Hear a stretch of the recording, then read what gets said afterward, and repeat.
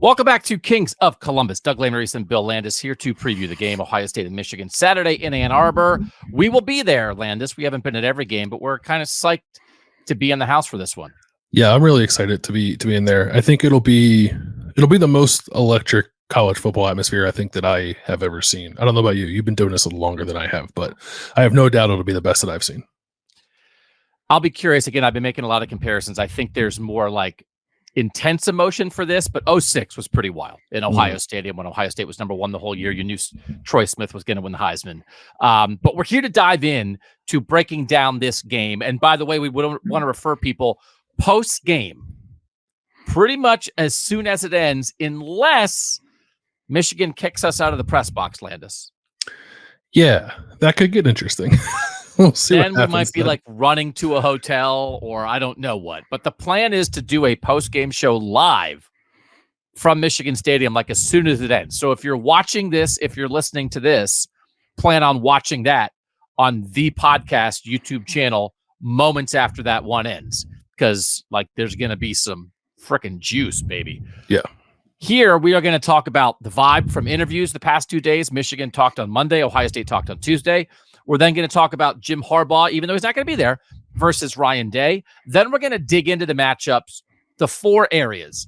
Ohio State passing versus Michigan passing. You get it. Pass, pass, run, run, pass, pass, run, run. People understand how matchup breakdowns work. But let's start, Landis, with vibes from these couple days.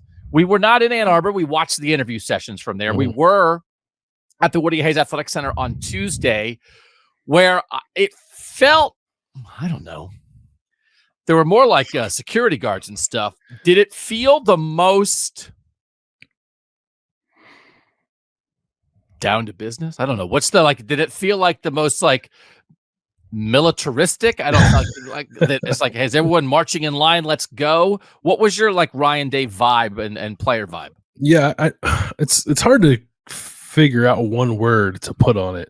It was strange seeing like the police officer in the lobby and the extra like university, not security, they're redcoats, they're like ushers at the stadium and stuff, but they were in the hallways of the Woody. They're never there otherwise. Sometimes there's like one in the lobby when we first walk in, but there was one there. When you see a cop, do you have an instinct to say, hey, my dad's a cop? Not anymore. I used to. Yeah. Because you're kind of hoping they let you slide then. It's like, hey, you don't got to worry about me. Right. Watch berm, but my dad's a cop. I'm good. One time I got pulled over in Illinois on my way to Chicago. My dad was like, did you tell him your dad's a cop? I was like, why would that matter to a cop in Illinois? Yeah. No, it's just how it works, man. Yeah. You got to use it. Okay. Yeah. So, so that was out of the ordinary. I'm going to walk up and say, his dad's a cop. Yeah. Right. Time. I know a guy whose dad's a cop.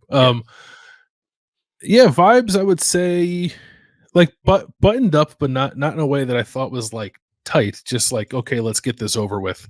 How few words can I say before it satisfies as an answer, and then I can get out of here and go back to game planning for Michigan. So I think everybody's favorite interview was Denzel Burke, who is just a heck of a dude. And I will say it always gets me a little bit, and I think I've talked about this in relation to Ryan Day. And you're the same way as this. Like, we're not from Ohio. So sometimes it can, in the beginning, feel like you sort of have to earn your way in, right? When you didn't grow up with this. And that applies to a lot of things in life. So I always do have an appreciation for Ohio State football players who aren't from Ohio. And Denzel Burke said, hey, man, when I was a freshman, and he's playing as a freshman in 2021, I didn't really know what it was about, right? Because he's from Arizona. But then when you get those guys who are like, we got to win this for Ohio. And I'm like, you're from Arizona. That's like dad's playing catch. That's like playing catch with your dad in a movie. That always gets me a little bit. Like, what does Denzel Burke, and we're going to play it in a second. He didn't say, like, we have to win this for Ohio State. He was like, we have to win this for Ohio. And it's like, you've only lived here for 3 years. Yeah. How cool is that? It's very cool. Like it was sincere too, right? You'll hear it here in a second. I think, and I don't mean this to be disparaging, but I think that is a thing you probably feel like you need to say as a player. And sometimes when you say it, maybe the full meaning doesn't quite come across, or you don't say it with your chest exactly. You just sort of say it because you think you have to. Denzel said it with his chest, man. I bought it when he said it. All right, let's play it. You guys have to hear this. This is Denzel Burke and his brief soundbite from Tuesday. I'm very emotional. I'm trying not to get out of character, but this game means a lot for us, and we're gonna get it done for the state of Ohio. I'm not just doing it for myself, man. I'm doing it for my teammates. I'm doing it for my head coach. I'm doing it for our coaches. I'm doing it for the state of Ohio, and we don't want to let them down.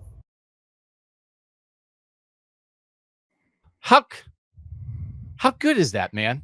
Now, I will say, I asked the question that got we're going to get it done for the state of Ohio. Is as close as you're going to get, right? I hate, my least favorite rivalry thing is when a guy does not guarantee victory. And then media's like, oh, he guaranteed victory. Mm-hmm. Because the question from the obnoxious reporter was like, if you really believed in your team, you would guarantee victory in this game, wouldn't you? Don't you really have to guarantee victory to show that you support your team?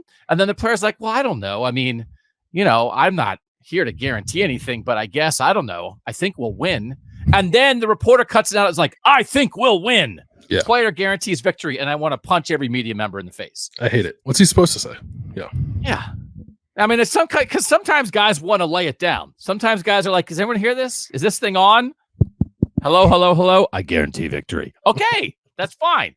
But Denzel was being confident enough that I wanted to ask a big, wide question for him to take the opportunity to really drop the hammer if he wanted to. And I thought that was a 60% hammer drop. We're going to get it done for the state of Ohio.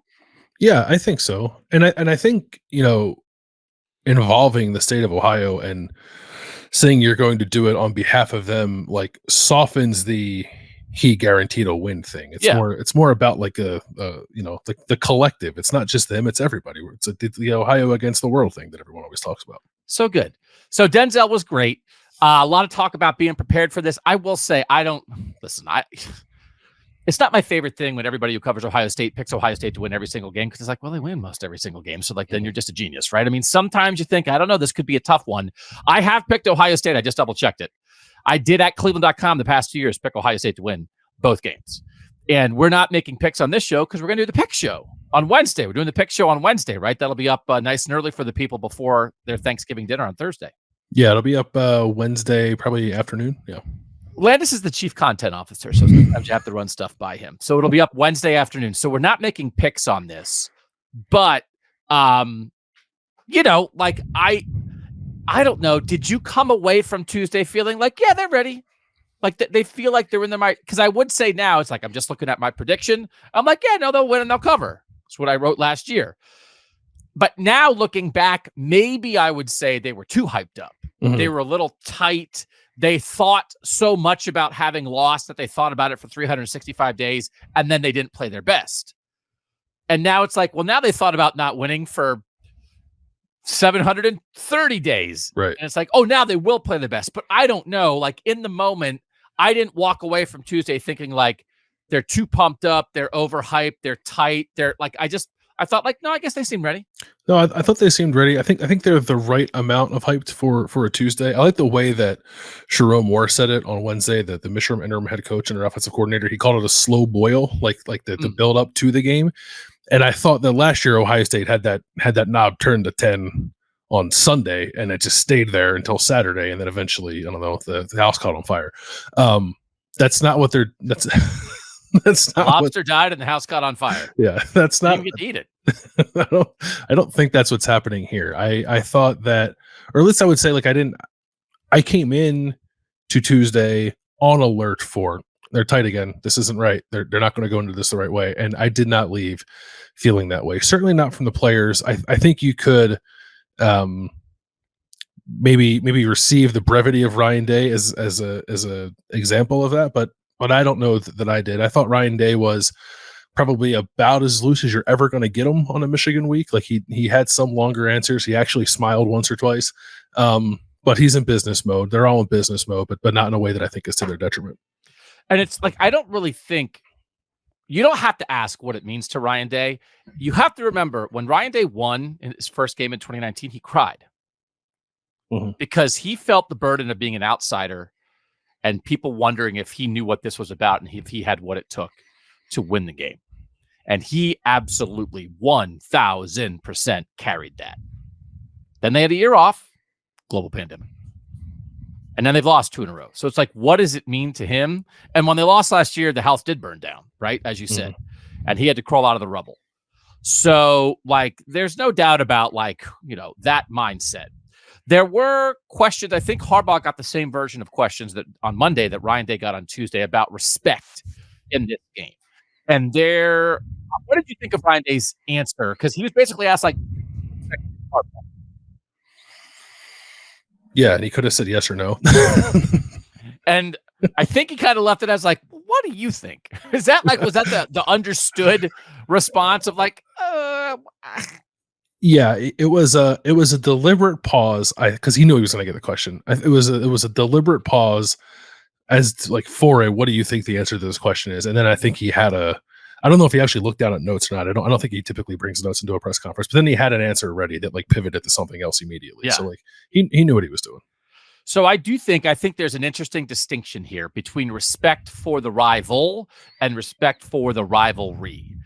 And a great way to respect a rivalry is to lose in the rivalry and be like, hey, like I almost think that maybe the greater chance of losing respect for the rivalry is if you win too much.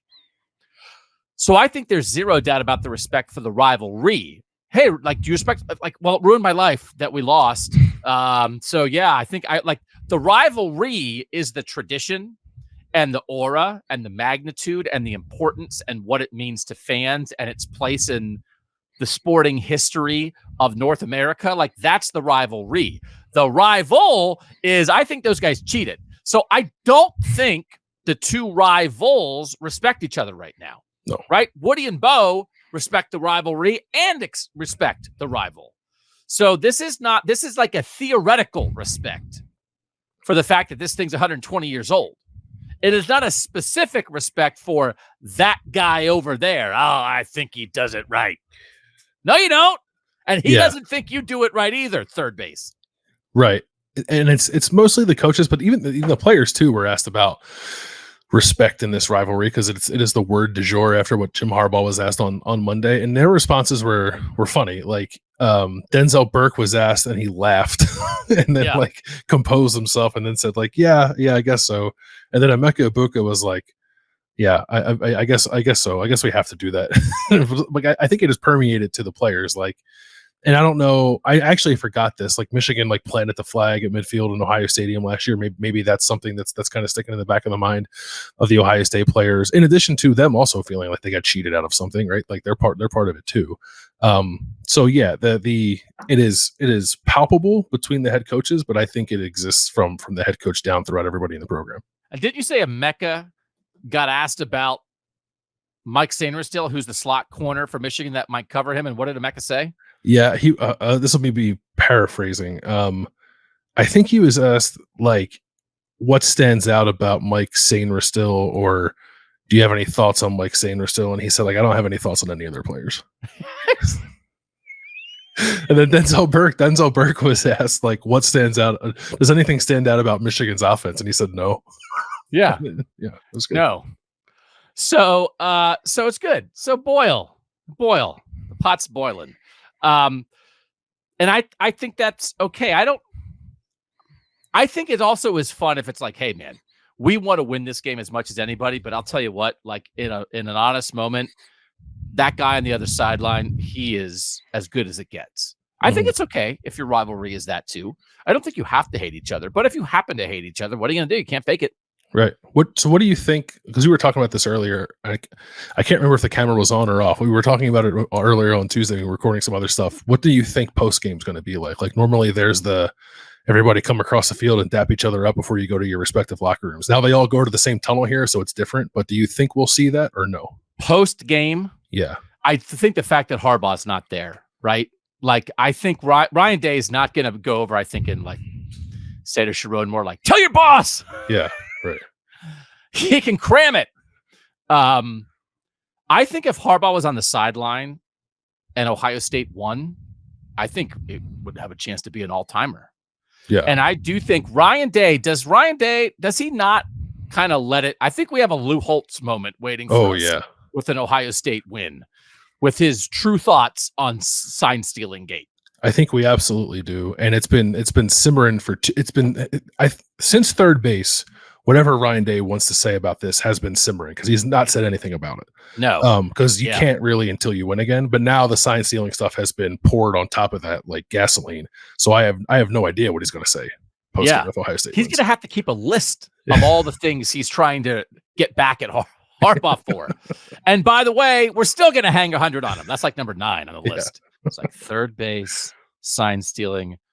Remember that time you climbed a tree? Like all the different things on a list. But also, if Michigan wins, Harbaugh's going to like come in by satellite and be like, I was drinking a daiquiri during the game. I didn't even have to be there. And we won. I was thinking about this yesterday. So he can't be in the stadium while the game's being played. I can't imagine he lives very far from the stadium, or he could just be in Schembechler Hall watching a game. Like if they win, he's going to go to the stadium, right? I would guess, and like go to the post game. Yeah. I mean, wouldn't he like ride his bike over? Would that be like the most Jim Harbaugh thing? You know, unicycle. Have a bike, and I had a paper route. Learned responsibility, and a bike is pedaling. Makes you think. I'm not going to do my whole Harbaugh impersonation because it requires long pauses that would make this a 6-hour podcast. Okay. We want to talk a little bit more about Jim Harbaugh and Ryan Day, so we'll do that next on Kings of Columbus. All right, as we break this down, we do want to break down the coaching battle. And so we'll start there before we get into the players on both sides.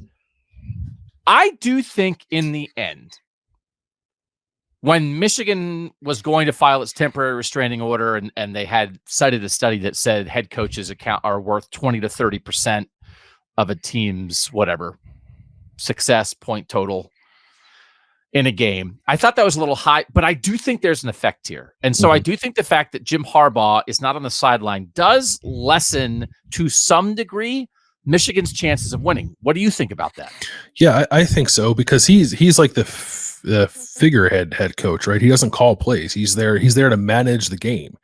And now that falls to Sharon Moore, who has to do all that plus everything else he does as the offensive line coach and play caller. So I think having your attention divided that way does slightly lessen your chances for success, right? They're 2-0 since it happened. They haven't lost a game without Harbaugh on the sideline, but they also haven't played a game of this magnitude without Harbaugh on the sideline. And they maybe haven't been as good offensively. Yeah, which maybe is not a coincidence that Sharon Moore, who's the play caller on offense, now is also the head coach, has more to do, is also the offensive line coach. Maybe that's not, he has a lot to juggle, and there's maybe some effect on the offense. Maybe. Yeah, I think that's right. And maybe there's people listening who think to themselves, well, that the same thing's true for Ryan Day. And it is. But Ryan Day is not coaching a full position group of offensive linemen. And also Ryan Day has been doing this for 5 years. Right. So do you think, I mean, I don't know. We talked about this a little bit with Ryan Day and James Franklin, like who needs it more? What does this mean for Ryan Day? Like, I don't think like he's going to get fired if they lose to Michigan. No.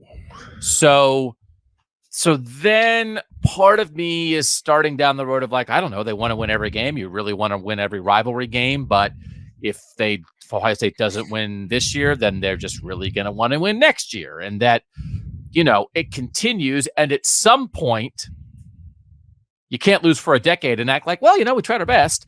But I don't think 3 is the magic number. Like, what is this spot for Ryan Day? Yeah, it's an interesting spot. Like, I agree with you. He's not going to get fired for going 11-1.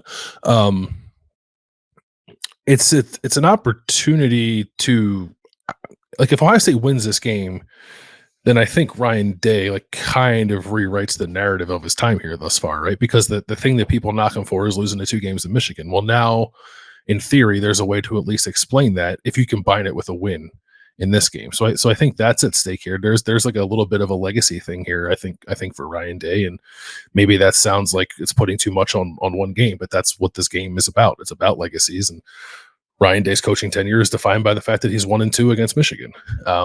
Now there's an asterisk there because it didn't play in 2020, but the record is what the record is. So if he loses this, now it's like, okay, even if you weren't on fair ground the first 2 times, this time you were for all we know. And also you were coaching against an interim head coach and you still couldn't beat him. Like there's that carries a lot of weight with it. So like, if you want to ask me the question, who needs it more? It's without question, Ryan Day needs this more.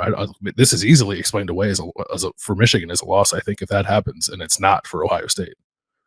Do you think, like, and I think, like, right, I think it's reasonable to believe that Ryan Day would be like, oh, yeah, get Harbaugh on the sideline so they don't have any excuses, whatever. I guess Urban may have said somewhere, like, you can't lose to an interim coach. Michigan is still good, though. I don't know. What am I making excuses for? I mean, I'm not. Did Urban actually say that? I don't think he did. Was it a deep? I think that would have been a deep fake. Oh, for real? Yeah. Oh, was it for a real deep fake? Did they have a fake Urban? I think it was like, yeah. I don't know that he actually said that. Oh, we should have deep fake Urban on. We can make that a bit. Would we get sued if we had deep fake Urban on, like every Kings of Columbus? Deep fake breakfast coach. Yeah. Yeah, that was fake.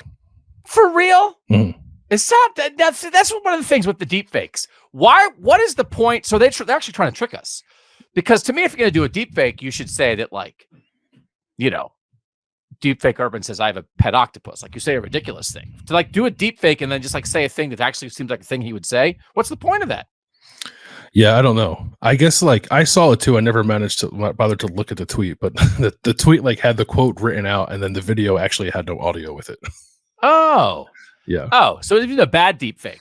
Yeah, it wasn't even. It was a lazy deep fake. They got Kings of Columbus. Oh man, we should be better than that. Sorry. So, listen, I guess we don't need a what if, right? I mean, Ohio State lost last year, and it felt like the state was going to shut down for a day. So, like, I don't know. I mean, it's going to be worse if they lose, but I mean, like, why spend 6 hours analyzing a thing that may or may not happen? Is this a great rivalry, though? And Mike, we can bring up the comparisons between Ryan Day and Jim Harbaugh. Like, Ryan Day still has a, significantly better record than Jim Harbaugh. He's 56-6 in year 5. Jim Harbaugh's 85-25 in year 9. And Harbaugh still has a bad record against Ohio State, but he has the edge on Ryan Day.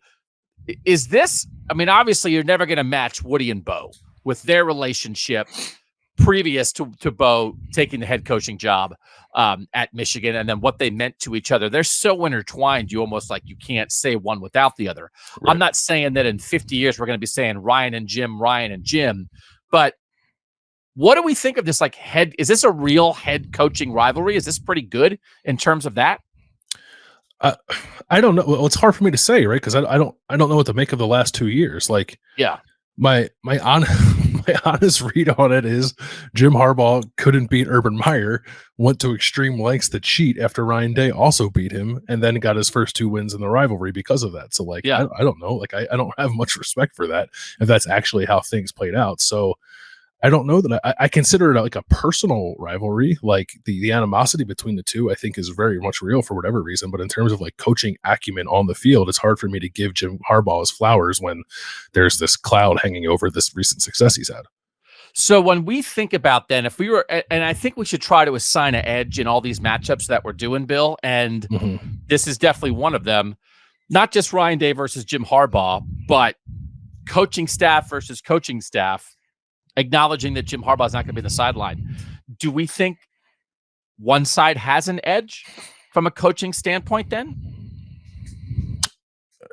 Yeah. I mean, am I taking into account that Jim Harbaugh's not on the sideline? Then yes. As it affects the game on Saturday, is there an edge? Yes, I think the edge belongs to Ohio State. I think Jim Knowles getting a handle on this thing feels like a big deal. And maybe that's only to match the level of defense that Michigan has played, first under Mike McDonald in 21, now Jesse Minter last year and this year. Maybe it's to make that an even battle as opposed to what it was in 21, when clearly Michigan's defense, I think, was schemed up better and coached better. Listen, 21, Mike McDonald, Michigan defense versus the Matt Barnes, Kerry Combs, whatever the Ohio State defense was, like, not even a comparison, right? No, not close. No. Yeah. I mean, obviously, like, the talent on the, some talent, but also, like, in terms of, like, how they're attacking you. And then I think, this was something that we talked about so much in the preseason, is Ryan Day going to give up play calling? And then he didn't. And here we are. And the reason that I wanted Ryan Day to give up play calling was to allow him to get this team ready mentally, emotionally, both sides of the ball, intangibles in every facet for the last Saturday in November. He did not give up play calling. Here we are. Like, do you think Ryan Day, I think you had to learn lessons from last year, and he seemed to indicate, right, that he didn't say what they were, and he didn't say what changes they made, but he seemed to indicate, yeah, we learned some lessons, right? Yeah, he did indicate that. And I think, like, this game does impact Ryan Day's legacy, but I think more specifically, like more to the point, I think this game is a referendum on his decision to keep play calling, right? Okay. So as we sit here right now, Ryan Day's decisions, adjustments, hirings, logistics, motivation, everything that a head coach needs to do as we try to evaluate it here on the Tuesday before the game. Does it feel like to you he did everything he could, everything he needed to since the loss to Michigan? No, because he didn't fire Parker Fleming. Okay. Yeah. And I'll be curious. I don't, I think you could have. I really do think that James Laurinaitis' hire was not like purely related to, but I think it helps with something like this. I would be agree. After the fact, certainly open to hearing about any of the other culture stuff of like, it's one of those things. Ryan Day can't make himself be from Ohio, but you can bring in some Ohio-ness if you need it. And it's one of those things, I guess we just like, you end up getting judged on the result. Like if they won, then they did adjust properly. If they don't win, then they did not adjust properly. I think maybe they could have done a little more, but I don't think that Ryan Day keeping play calling has prevented him from being the culture and motivational coach that I think Ohio State needed for this week. It feels like, I guess you think he can do it all. Yeah, I guess you're and it's probably you're right, because they've just not lost. It does feel like he's more in tune with that side of things and more tied in with it, while still finding the balance to call plays and be involved in the offensive game planning. I guess the thing we don't know, right, is how much, if at all, he's pulled back on the weekly game planning stuff. Yeah, with Brian Hartline now as offensive coordinator, because that was the thing he talked about a lot when we were trying to get to the heart of who's going to call the plays. He always talked about the hours spent during the week actually putting the plan together. And maybe he's given up some of that, but he's still the one with the play sheet in his hands on Saturdays. We don't have a real answer for that, but maybe that has allowed him, if we're to assume he's pulled back a little bit, that has allowed him to be more of the intangibles guy that you're talking about. Yeah. They've got to play their best game on Saturday. I mean, he was just not going to go there, but there were multiple questions along those lines. And I am just very curious about like, what goes into getting your team to play its best game in its biggest game? And do you feel like your team has done that in your tenure here? That kind of is, if I could get a 5-minute answer to any question, that's the answer I want to know. Yeah. And he wasn't going to go there, but he kept saying things like, you have to learn from your mistakes. So, do you think being the underdog helps them channel that a little better? I do. Yeah. I think it just gets tiring to be favored all the time, and expectations. They really do talk about that, and like players and families, and that like the burden of expectations I think is real. And so, but it's hard because it's like, whether the betting line underdog, right, but it's not like any Ohio State fan would be like, oh, it's fine. You weren't favored. It's okay. Yeah. The burden of expectations remains, even if the bookmaking of expectations does not. Yeah, and I also don't know, like we're only recording this on Tuesday night, and I haven't really taken survey much of what's being said nationally. I don't know. It could end up that a lot of people pick Ohio State to win this game just because of the situation that Michigan's in. So maybe they lose that a little bit. It does feel like a lot of national people still have like Michigan, have everybody who's doing like playoff projections along Michigan. The way. I think has been having Michigan in the whole time. Okay. I haven't seen a lot of people who are like, oh no, I think Ohio State, put them in. So, okay. I think it's time. for some football, like this is a banger. It's the 13th time they're both ranked in the top 5, and assuming that they stay 2-3 in the playoff rankings, will be the 4th time that they're both in the top 3. So, you know, it's going to be a game. When we come back, we'll start diving into the specifics of that next on Kings of Columbus. So we're going to start with the Ohio State rushing attack versus the Michigan rush defense, and this is. They started a linebacker at running back last year, and the running back and the linebacker played pretty well at running back. But we didn't know a year ago at this time, true freshman Dallin Hayden was coming off a 100-yard rushing game in game 11 against Maryland, right? He saved their butts against Maryland, yeah. And we were like, who's going to be the running back against Michigan? I was like, it's not going to be Travion. We don't think it's going to be Mayan. And then it was like, I guess it'll be the guy who just ran for more than 100 yards. And it was like, nope, it's going to be the linebacker. And Chip Traynham became Ohio State's primary running back in that game. And again, he had like a huge gain on a screen pass that was going to get Ohio State back in the game, except they had a holding penalty and just got headbutted the guy in the same play. Otherwise, Chip Traynham might have been like the hero of the comeback for Ohio State. But to think about where the Ohio State rushing attack was exactly a year ago to where it is now, Landis. Crazy. Yeah, it was like duct tape and bubble gum last year trying to figure out who was going to carry the ball. I believe last year that I might have said Dallin Hayden and Tim Biakabatuka's name in the same sentence. That's how fired up I was for Dallin Hayden going into that game. And then he did not see the field. And then he redshirted the next year. Yeah. So, and then like Chip, I thought played well, like you said, in that game. And then they kind of just stopped giving him the ball. They just kind of fell into the throw mode and kind of gave up on running the ball, which I think like speaks to the uncertainty they were dealing with in that phase of the game last year. And I don't think they're dealing with that now. I actually think they have a pretty good idea of who they are and who they want to be running the football going into this game. They were looking for somebody to hit a hole last year. They were looking for anybody who could read and hit a hole. And to think where they are now, quite a different deal. Ohio State, 145.6 rushing yards per game. That ranks 85th in the nation, which is not great. Michigan allowing 90 rushing yards per game. That's a top 10 rush defense. But I do feel like, and I think people know this, and this is not even a slam of Michigan. When you're doing raw stats like this, and a lot of times we do more in-depth stats, raw stats like this, just Michigan has not played a great schedule. Right. So we're not saying they're a top 10 rush defense necessarily across the board. They just have not given up much this year.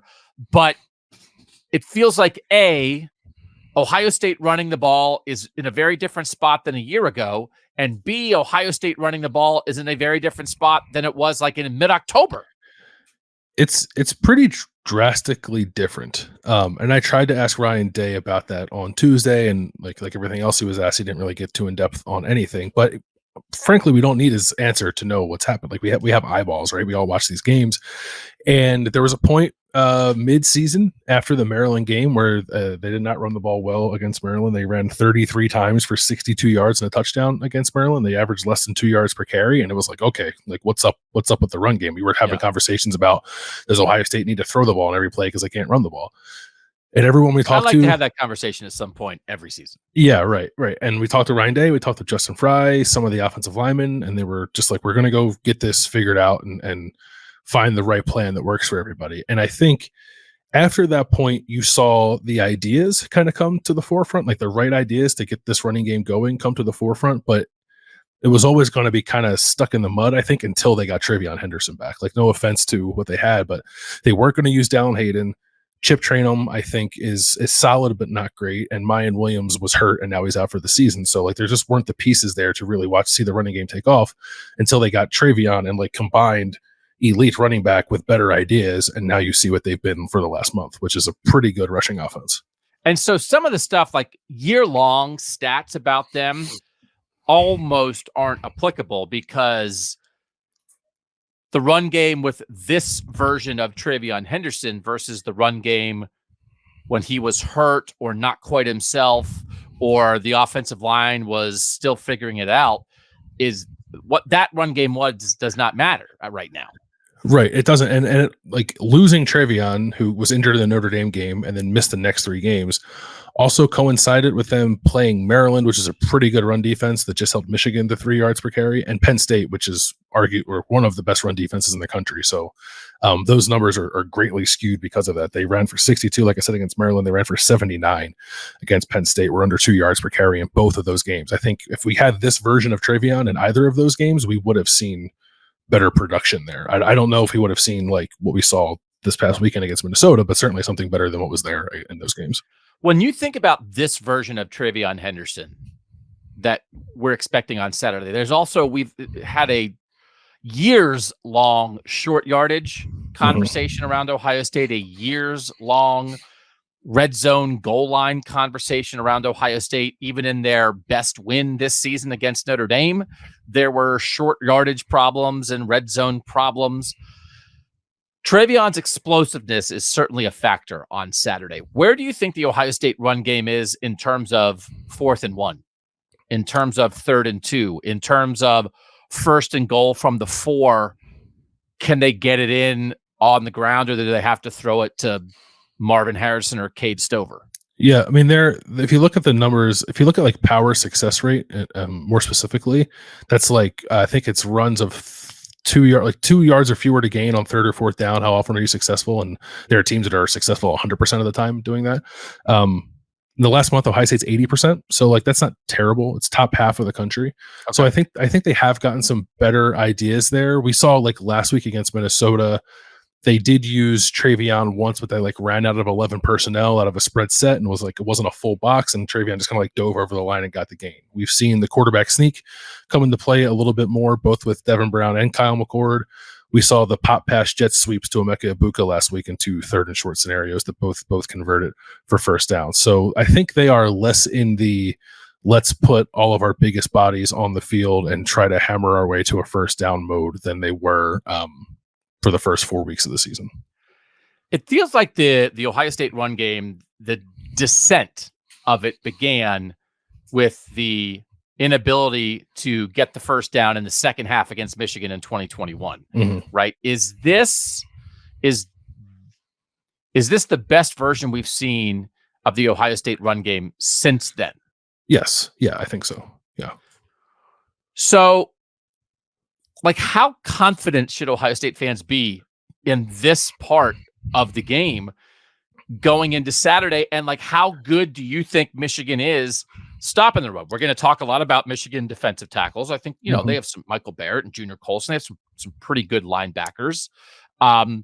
Is this a team that is going to be difficult to run against for Ohio State? Yeah, I think so. Michigan's not given up really anything to anyone running the ball this year. I don't know. One team ran for more than 5 yards per carry against them. It was Nebraska, which only had 106 yards in that entire game. A couple other teams were like up above 4, like Purdue was, Penn State was. If it went back and go watch the Minnesota game, like there were some moments in there where Minnesota ran the ball, but like there's not been a team that's just like lined up randomly one week and really ran it on Michigan. So I think their run defense is legit, even if they've not played, many good offenses, as you said. Even like the underlying more like advanced numbers reflect that this is a top 10 run defense, and I think they are. If you look like stylistically, though, it's some of the things that have hurt them. And like the Minnesota game, I think, is an interesting reference point. Minnesota found some success like running the stretch play that Ryan Day likes to run and using their running back to kind of bend back against the grain, as opposed to running kind of fully forward with the blocks to the wide side of the field or to the play side of the field. Trevion Henderson, I think, has done that quite well the last 3 or 4 weeks. It's what he scored his touchdown on. A 75-yard touchdown against Minnesota was on a play like that. So I think there are things that have become some strengths of Ohio State's rushing attack that do, for Ohio State's sake, mesh well with some things that Michigan has not always handled well. I don't think there's a scenario where Ohio State comes out here and runs for like 300 yards on Michigan, but I do think it's possible that Ohio State ends up being the team that runs more efficiently in this game. So efficiency matters, right? I mean, everything that Michigan is about efficiency, but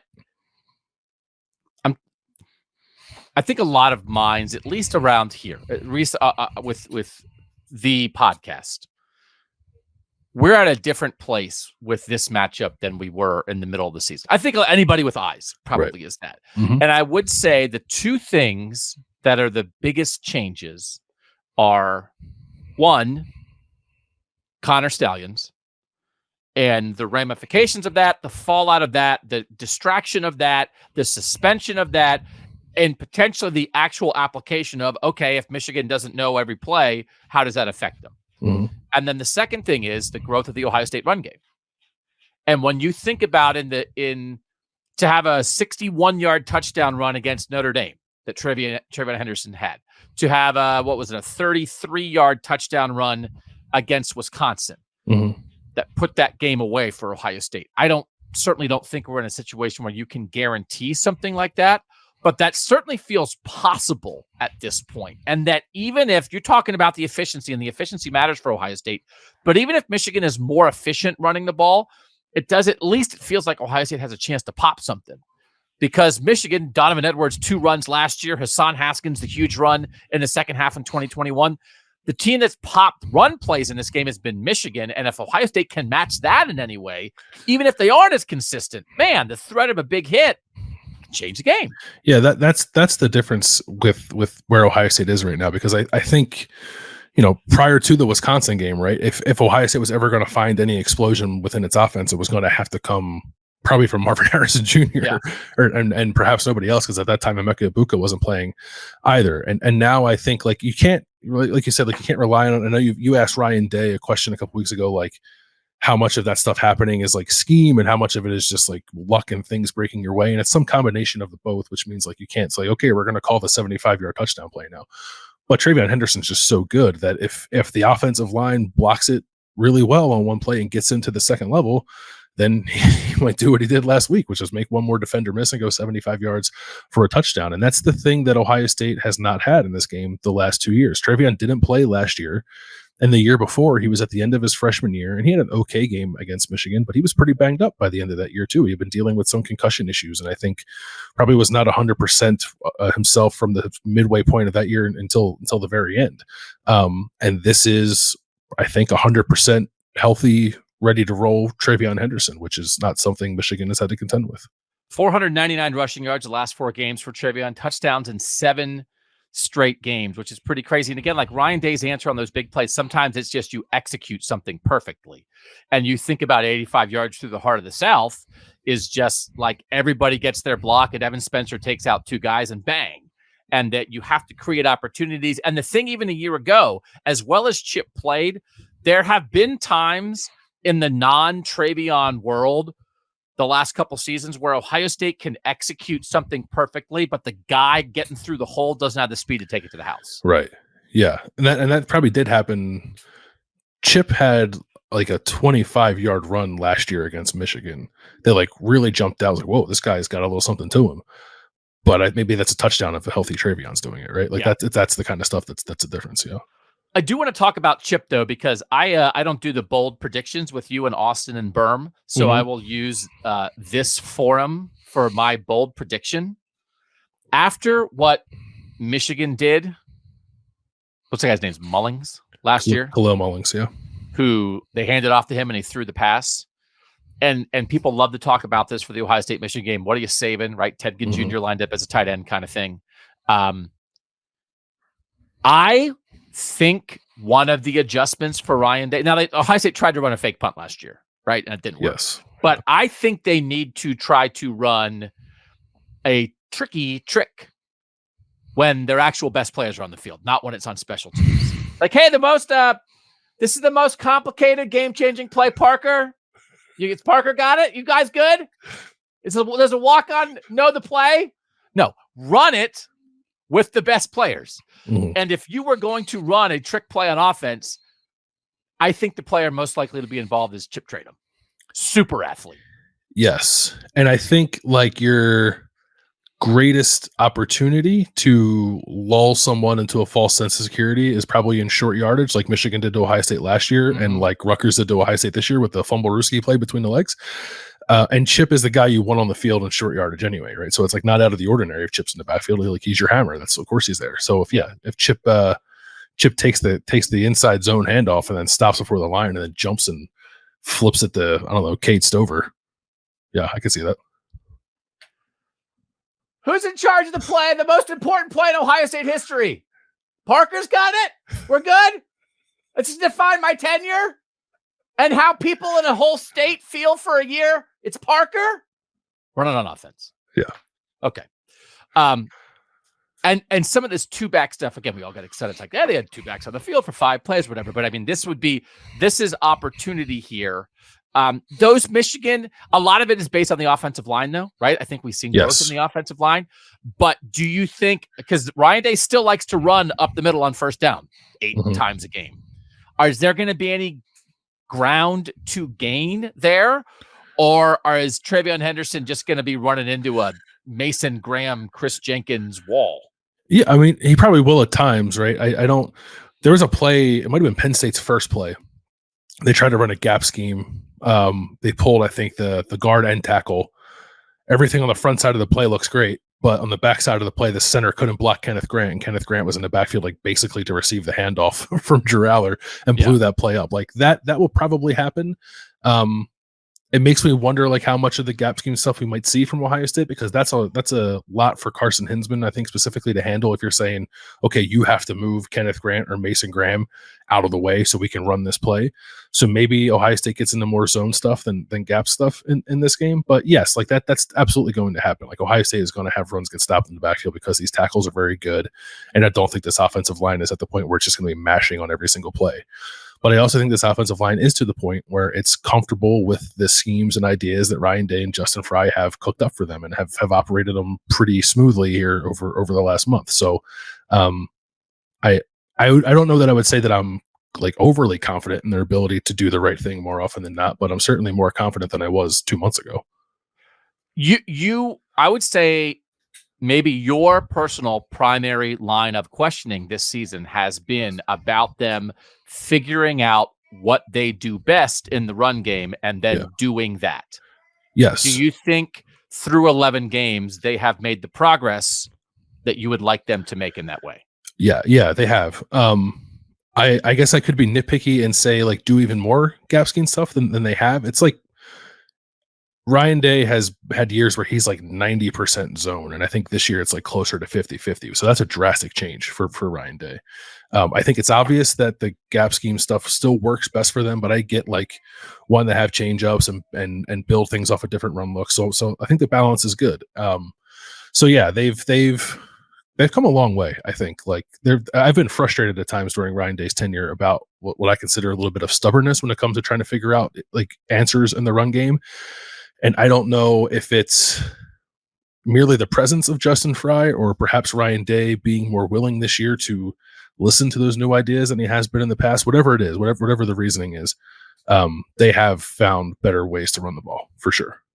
Listen, I think we've all given Jim Knowles on the defensive side a lot of credit for changing, right? For adjusting this season. So you're tipping your Phil's cap to Ryan Day and Justin Fry for that? Yeah, I think it's similar. Maybe it's not quite as drastic as what Jim Knowles has done, but I do think it's a similar vibe. Yeah. Okay. So edge here. Is the edge to Ohio State running it or Michigan stopping the run?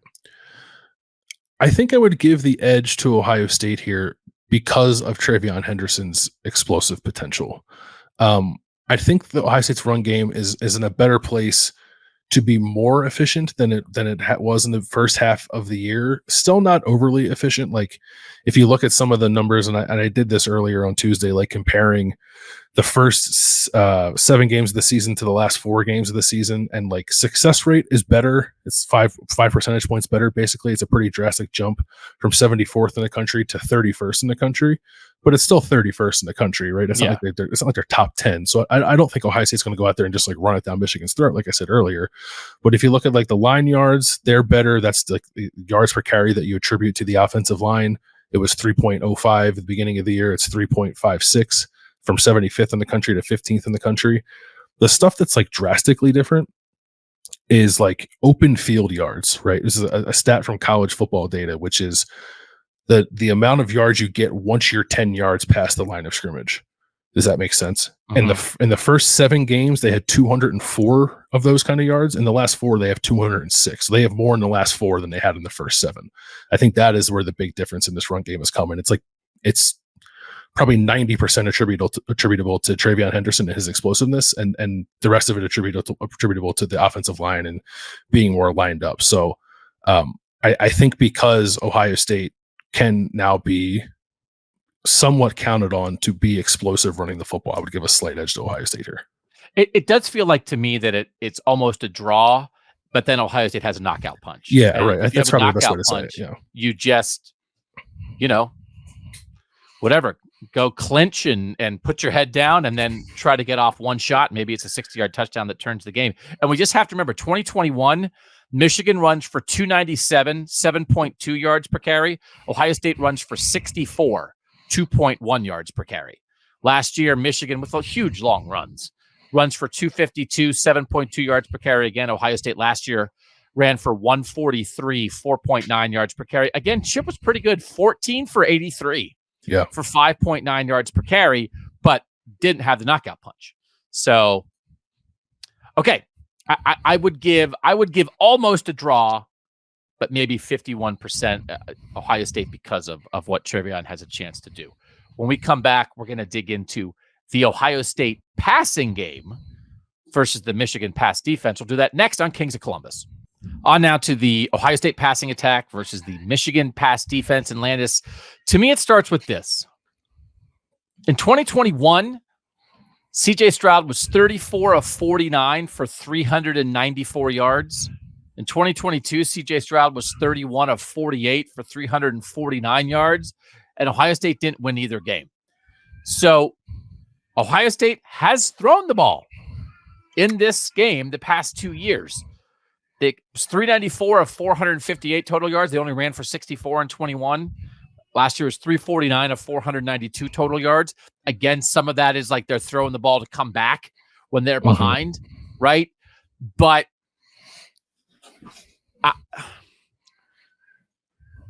I don't think they have to throw the ball as well as they've thrown the ball in order to win this game because the other parts of the team are in better shape. So then to me, it becomes, Michigan is pretty good statistically against the pass. And I do believe in the Michigan secondary. I think they have some real dudes back there.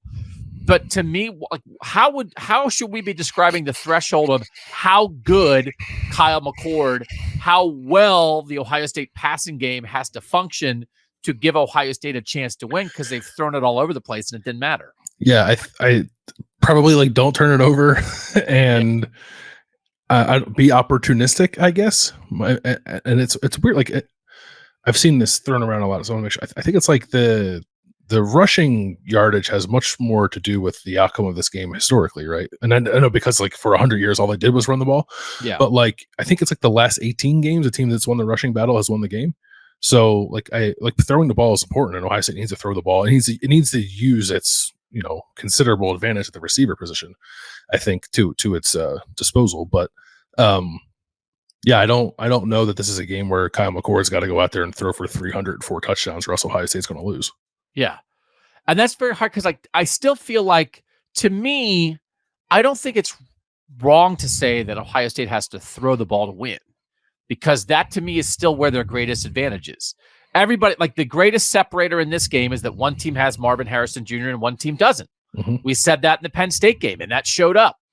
Marv got asked, hey, what's your favorite memory in Ohio Stadium? Because he was doing it could be my last game. Yeah.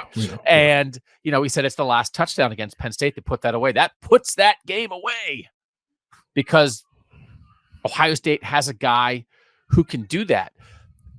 I'm not disagreeing. I don't know. I just want him to throw the ball. I just want him to be Washington. I wanted them to be Washington, and then Washington got in halfway through this year, and Washington was I don't know if we should be Washington anymore. Yeah, they run the ball. We probably need to run it. And I'm just nobody needs to run it. And then all the coaches are but we actually want to win, Doug. We actually do need to have balance. And I'm balance is stupid. Yeah. Shouldn't Marvin Harrison Jr. win this game for Ohio State, though? Is that wrong to say? Although I look in 21, they practically got 100 yards each from Wilson, Olave, and Smith and Jigba, and it didn't matter. And they got 100 yards each from Marvin and Emeka last year, didn't they? So should we skip the Ohio State passing offense portion of this? Like how does this actually influence the game then? Like how does, when Ohio State is throwing the ball, how does that swing it one way or the other? I think a big part of it is like play action, right? Which ties in with the run game. I have been wanting them to run more play action passing than they had been for the majority of the season. And I think the last like 2 weeks, you've seen a noticeable uptick in that. So I think that's one way where passing matters, right? You're using the run to set up the pass. But then I think they have a similar effect on each other, because once you start doing that, you become so aware and so afraid of the play action passing because they can be explosive. So I think that's where it helps them. I think it definitely helps in the red zone, right? So like Kyle McCord's got to be better throwing the ball down in the red zone than he has been for the year. But I do think having a guy like Cade, who is like a big body, could be like a contested in traffic catch kind of guy, and then Marvin, who's just 6'4", but runs like a guy who's 5'11" and has the body control to reel in like the touchdown catches we saw at the end of the Rutgers game. I think that's important too. So it's not we're lining up every play and chucking it 30 yards down the field, but like situationally, the passing I think becomes incredibly important, and I do think that's where Ohio State could have an advantage.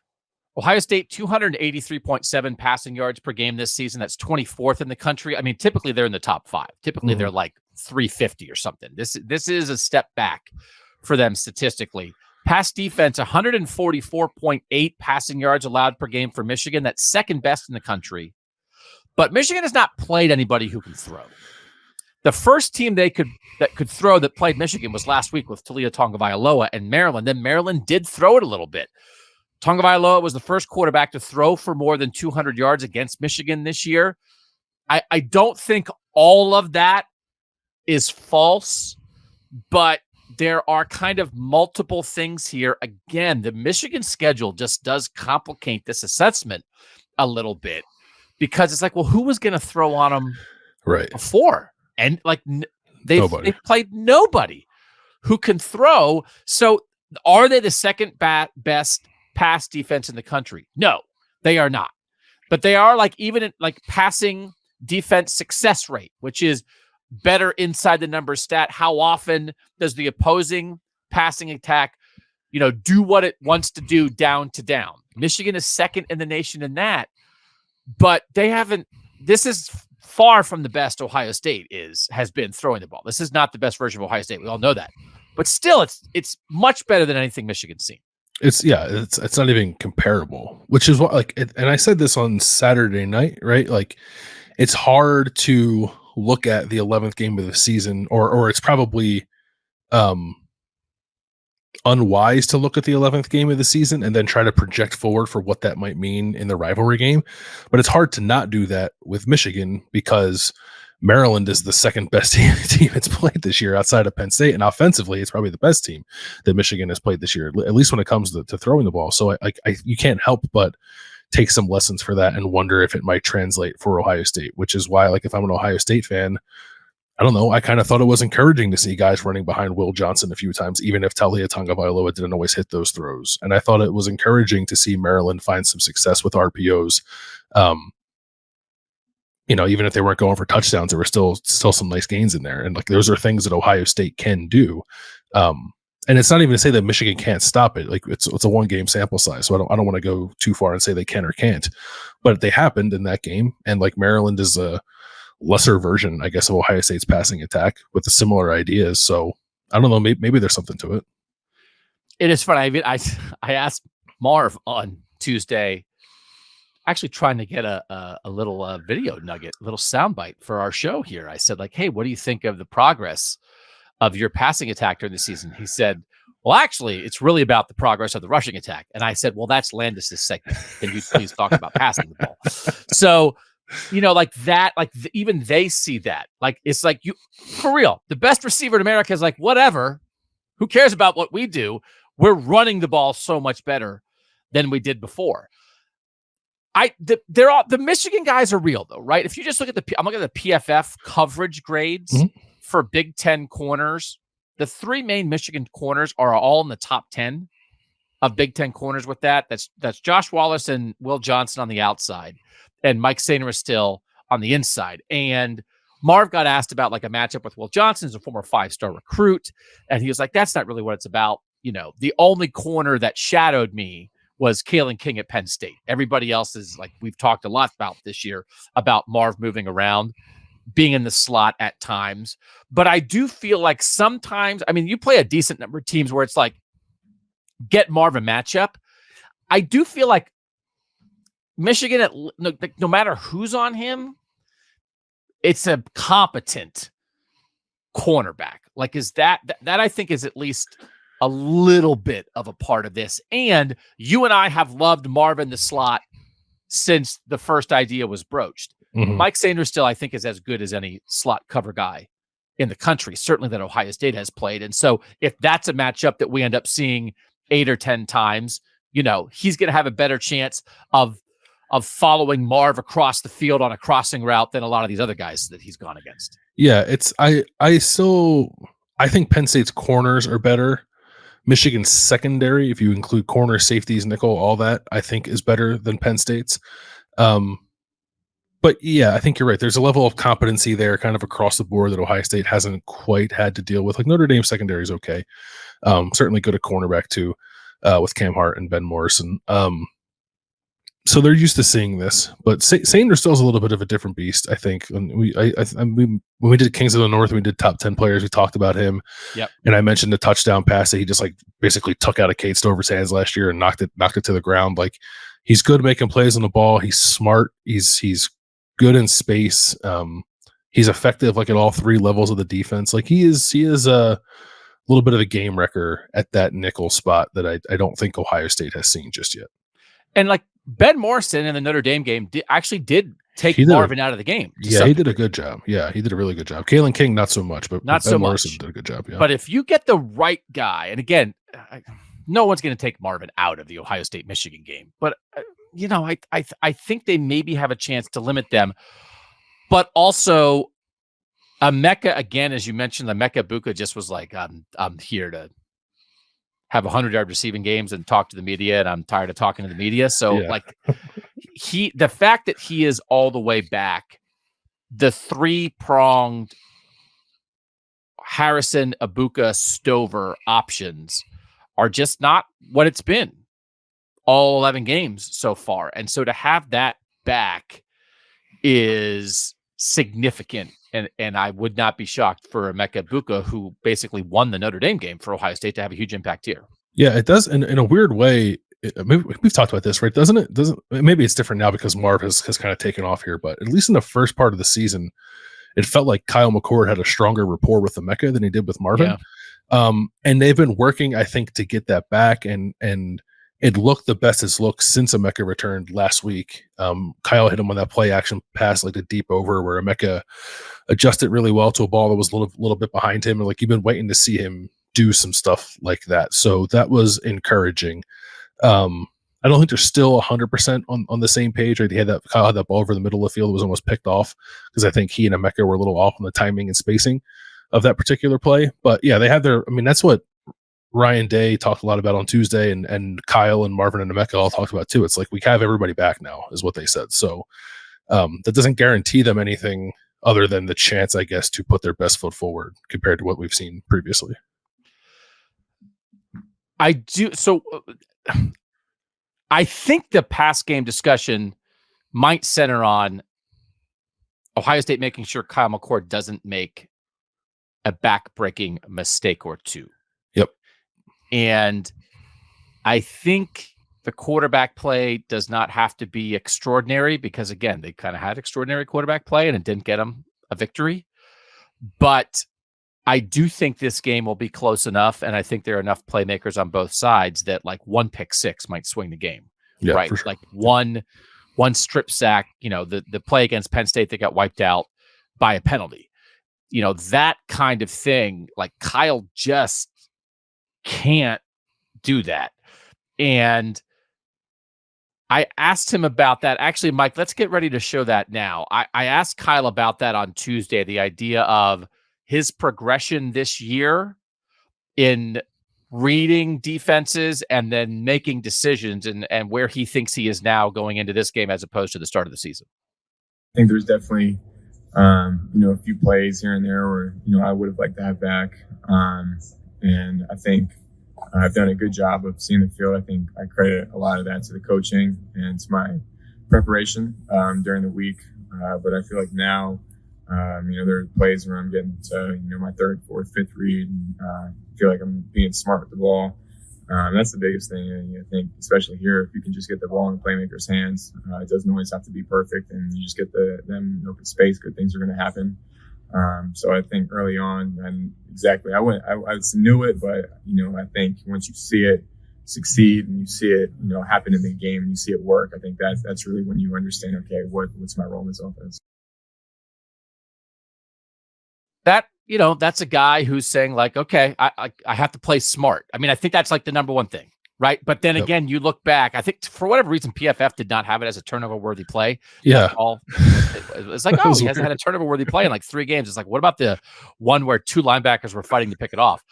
But where do you think he is with that? I feel like a lot of time it's like, it's good, and then like every 17th throw, it still pops up in a way that's like, oh, what was that? That maybe by year 2 of Kyle McCord, that'll be gone. Yeah, I agree with his assessment that he has gotten better at it. There have been a couple instances the last few games of him getting beyond that second read. And listen, in Ohio State's offense, you don't have to do that much. It's a thing that annoys me sometimes when people evaluate Ohio State quarterbacks coming out of college, like, oh, he's a one-read guy. It's like, no, he's not. This is the first reads open a lot. But when they has to get to the second or third one, like CJ Stroud did it. Kyle McCord did it last week when he got to a check down to Travion Henderson. They got a first down. He did it the week before, and they were like in their own end zone, the Cade Stover, to get away from the end zone a little bit. So he's definitely done it. He probably needs to do it more, and I think he sees things okay. I don't think he sees things as well as he should all the time. Like there were definitely plays in the last 2 games where he completed a pass for like 15 yards, but there was an opportunity to throw a touchdown pass of 30 or 40 yards. And he was maybe just a little too quick to get the ball out and take what was there, which is like hard to quibble with, I think, with a guy who's still relatively inexperienced, or at least still learning at the position. But I don't know. Those things tend to add up, right? Especially in a game like this. Like, I don't think you want to be in a situation where you're missing those opportunities to really push the ball down the field, and maybe he misses enough of them that makes you a little nervous coming into this one, because those are the backbreakers. Those are the ones that turn this into a maybe even a comfortable win for Ohio State if he's able to routinely find those, which he just hasn't been able to do yet. But I do think he's gotten a little bit better. 264 passing yards per game, second in the Big Ten. Had a career high 335 against Michigan State 2 games ago that felt like, hey, this is the right trajectory. And then a little bit of a slow start, some field position stuff against Minnesota last week. I just think he has to be fine. And I do think when the run game is like this and when Ohio State's defense is playing the way it is, I just think he has to be fine and make a couple throws. And that's the thing. A lot of the Kyle McCord discussion, and we've had a lot of Kyle McCord discussions all year, is where you're coming from. It's your expectation level. It's what the team needs. It's who you're comparing him to. But if you believe that Kyle McCord being fine is enough for Ohio State to win, then he is like super capable of fine with 3 awesome throws. Yeah. If you think he has to be great for Ohio State to win, then I don't know if you believe you're going to get that for 60 minutes, but he also proved in the Notre Dame game that when the chips were down, he could be great when his team needed him the most. So it's not only about him. I don't think he's going to throw the ball to Michigan 3 times and kill Ohio State. And I think if he avoids that, and then I think that's enough. Yeah, I think you're right.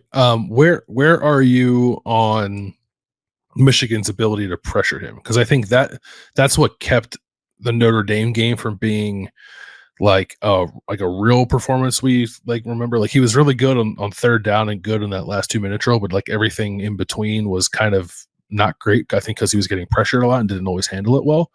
Are you on an alert for that in this game at all? So this is certainly part of the Ohio State passing game conversation, is whether they can block it enough to give him time. That's why I picked Penn State to beat Ohio State, because I thought the edge guys for Penn State against the Ohio State tackles would create those problems. That didn't happen. It does feel like generally speaking, does it feel like Josh Simmons has been getting better at left tackle and Josh Fryer's having some rough moments at right tackle? Is that how we assess it? Yeah, I think that's right, but I don't know that I consider Josh Fryer like a down liability. It's just that his mistakes are quite obvious, and there's like 1 or 2 or 3 of them per game. So again, I think Michigan's going to go 4 deep at defensive tackle and 4 deep at edge guy. There's no Aiden Hutchinson in this game. There's no David Ajabo in this game. Can Jalen Harrell or McGregor or like a somebody get 2 or 3 pressures on McCord that create a bad pick or create a strip sack situation? I'll be like the last play of the first half against Minnesota last week when Fryer got beat, to me was a little bit of an alarm bell of like, well, that would be very bad for Ohio State if that happened against Michigan. And so I certainly think that's possible, but I guess my expectation, as good as Michigan's defensive tackles are, I am not going in with the expectation that Michigan's defensive line is going to be in Kyle McCord's face all game. No, nor am I. The thing that I would worry about is Ohio State's offensive line, like consistently handling whatever blitzes Jesse Minter dials up. I think they've not been great this year picking up guys from depth, whether that's safety or linebacker. So like whether that's Mike Sainer still or Junior Colson or somebody from the secondary coming down. Like even corner blitzes against Penn State, I didn't think they picked up great. So that's in my head, but in terms of like R4 lining up against your 4 or your 5, excuse me, I don't know that I worry about that so much. But I guess I don't know that we've reached the point where it's like, oh no, if he gets pressured, Kyle McCord will handle it. I think the better plan for Ohio State is for him not to get pressured. Yes, because I think in his growth as a first-year starting quarterback, that still is something that he is not 100% comfortable with. There were some conversations on Tuesday about doing stuff with your legs. Certainly JJ McCarthy has that ability. And I think JJ McCarthy is probably significantly more likely to get pressured on 3rd and 7 and run for a first down. Mm-hmm. Although he doesn't scramble a ton. But Kyle, I think, again, he did it against Wisconsin when he got landed on and hurt his ankle. But I don't know that they can rely on that. So if Michigan is getting consistent pressure, then I do think it could be a problem. Yeah, I agree. I don't know. He's not been pressured a ton the last 2 games. I think he's been like under 50% pressure rate the last 2 games. So we don't have really much data to go off of to say whether or not he's improved with that. So I'm not willing to say he has. What the Michigan defensive tackles are so good, and you've expressed, reasonable concerns about the interior of the Ohio State offensive line. Do you think that comes to bear more with the defensive tackles being a problem for Ohio State running the ball or getting pressure when they're trying to throw the ball? I think the latter, pressure when they try to throw the ball. I think that's where the things that concern me, I think, have shown up more in the passing game than they have in the run game. Okay. So that is something to keep an eye on. And that, that's not nothing. The tackles are great, right? Like just like actually Ohio State's defensive tackles are pretty darn good. Yes. Uh-huh. So they're like 6 or 7, like really, maybe 8 really good defensive tackles in this game between the 2 teams. And I do think maybe JJ gets a little loose, and we'll get to the Michigan passing attack in a second. But certainly from a mobility standpoint, Michigan is more designed to deal with pressure than Ohio State is. Yes. Yeah. Okay. So edge here, we're going to give an edge. Ohio State passing the ball versus the Michigan pass defense. Yeah. I mean, again, it's slight. I feel like all these are going to end up being like kind of coin flips, but I have to give it to Ohio State with Marv. Like I don't know how you can't. Yeah. Yeah. We really did not talk that much about a guy who still, like, if he has a big game, the Heisman odds are so off. I think people don't understand the Heisman. Jaden Daniels is like minus again. Oh, really? As the LSU quarterback, who's not going to play in the SEC championship game. He's going to play a meaningless game on Saturday in a game nobody cares about. And then all the good teams are going to play in conference championship weekend. And you think like he's so special that he's going to overcome that and win the Heisman? When potentially Marvin Harrison Jr. or Jalen Milroe or Bo Nix or Michael Penix are out there putting it on in a conference championship game, you're throwing money away. Yeah, I agree. Do you think, while we're talking about Marv, do you think Marv's going to win the Biletnikoff, or do you think he's going to get outstatsed by like Malik Neighbors? Yeah, are you voting on that? Yeah, I am. Yeah. Yeah, so I was like, I was actually at the Ohio State basketball game with my sister and my nephew on Sunday. They were like, send in your Blitnikoff ballot. I was like, fine. So I sent it in. So Marv's one of the 10 finalists, but they sent the statistical, like they sent the stats with it. Like, hey, you can reference this. And like at LSU, Malik Neighbors at LSU, like his stats are just outrageous. But then also it's like, and his quarterback is the Heisman favorite. And it's like, is Marv's quarterback the Heisman favorite? So if you just get hung up on stats, if there's 60% of the voters who are just like, well, Malik Neighbors has 600 more receiving yards, then it's over. And I don't know. I mean, I'm not sure that Malik Neighbors at LSU doesn't have a better case than Jalen Hyatt at Tennessee did last year when Jalen Hyatt won it instead of Marv. So I don't know. Yeah, and Jalen Hyatt did it like running one route, so it was impressive. Yeah. Is it also possible that Malik Neighbors wins the Blitnikoff and Marv wins the Heisman? Yes. I don't think that's impossible. I don't think so either. I think the voting pool for the Blitnikoff is fairly small. Like I don't think it's huge, right? Okay. Well, it's like 20. Well, it's weird. It's like 20 people, but like I know at least of one other person on the Ohio State. It's 20 people and 2 of them are on the show. Well, it can't be 20 because there's at least one other person on the Ohio State beat who's a Blitnikoff voter too. I'm pretty sure Spencer Holbrook is. Really? Yeah. Look at us. Look at us with the votes. We control college football. All right. When we come back, we're going to flip it to the other side, start talking about Michigan offensively against the Ohio State defense. We'll do it next on Kings of Columbus. On to Michigan's offense now. We're going to start with the Michigan rushing attack versus the Ohio State rush defense. And Landis, I think the last 2 years, Michigan has been creative. Michigan has been precise. Michigan has been physical and also explosive. You think about what Hassan Haskins did to Ohio State in 2021. You think about what Donovan Edwards did to Ohio State in 2022. And then, by the way, they've also had Blake Corum those 2 years, who was the number 2 back in 21 and then was hurt for the game last year. I think a lot of people, it helped affect my view of the game last year. Hey, Blake Corum, who was a real Heisman candidate, gets hurt in week 11. He's out. He tries to go against Ohio State. I think plays one play and is like, my arm's in pieces. I can't do this. And then Donovan Edwards goes crazy. Is this still a great Michigan rushing attack? Because I think there's no doubt that the previous 2 years it has been. It's odd. I'm inclined to say no, right? Like they are running it a little bit less than they did last year. They're averaging like almost 60 yards per game fewer than they did last year, and more than a yard per carry fewer than they were last year. So something is different, and I think they're still as creative as they have been. They run it a million different ways from a million different personnel sets. They're excellent at that. They're among the best in the country, I think, at designing a run game, and that much hasn't changed. I think their offensive line is like good, not great, probably not quite as good as it was the last 2 years, and something feels off with both their backs. Donovan Edwards is not quite as good as he was last year, and I don't know if like Blake Corum is still feeling the impact of that. It was a knee injury, I think, last year that he suffered against Illinois. Oh, not an arm. Sorry. Not an arm, yeah, but body part. He's not as explosive as he was last year. It's odd. Like the line yards are basically the same.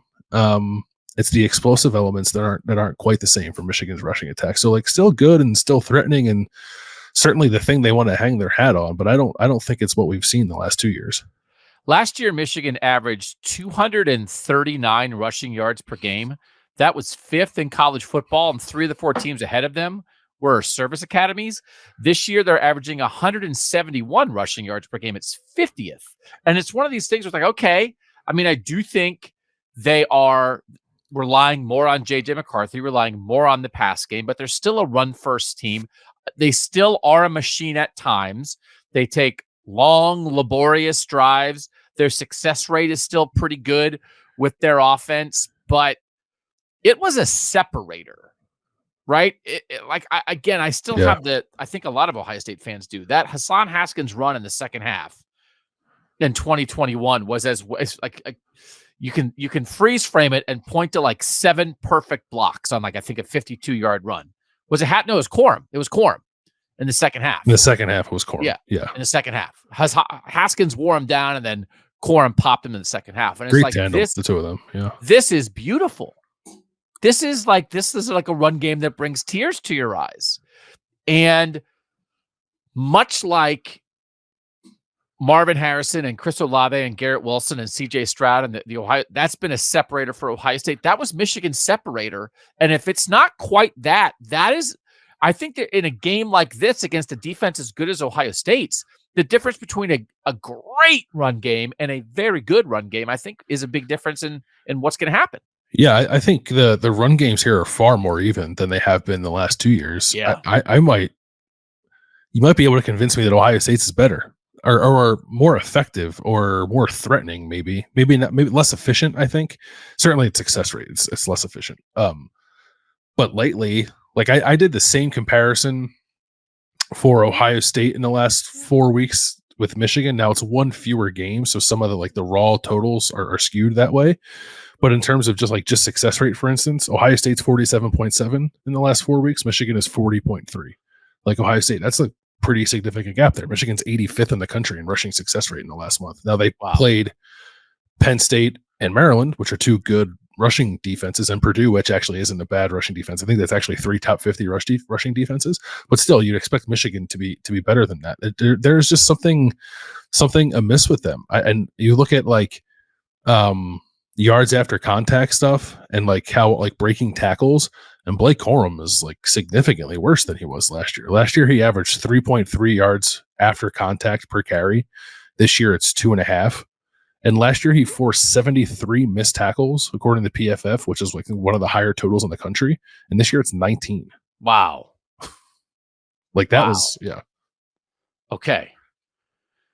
How good do you think Ohio State is at stopping the run? Good. Pretty good. There have been enough question mark moments, I guess, some stuff against Notre Dame and the game against Rutgers, where Rutgers ran for more than 200 yards, that probably plant a little bit of a seed of doubt in your mind if you're, especially if you're an Ohio State fan who's watched the last 2 years unfold, right? But I guess I would say, one, this Michigan rushing attack is not the same rushing attack you've seen the last 2 years, and two, I think Ohio State's rushing defense is significantly better, even if it's not truly elite in the sense of really knocking you back and getting tackles for loss and all that stuff. It's pretty sound. They just don't give up a whole lot of ground in the rushing game, in the running game as a defense. So I think they're better positioned at least to stop the run, given both sides of the equation here, than they have been in the last two meetings.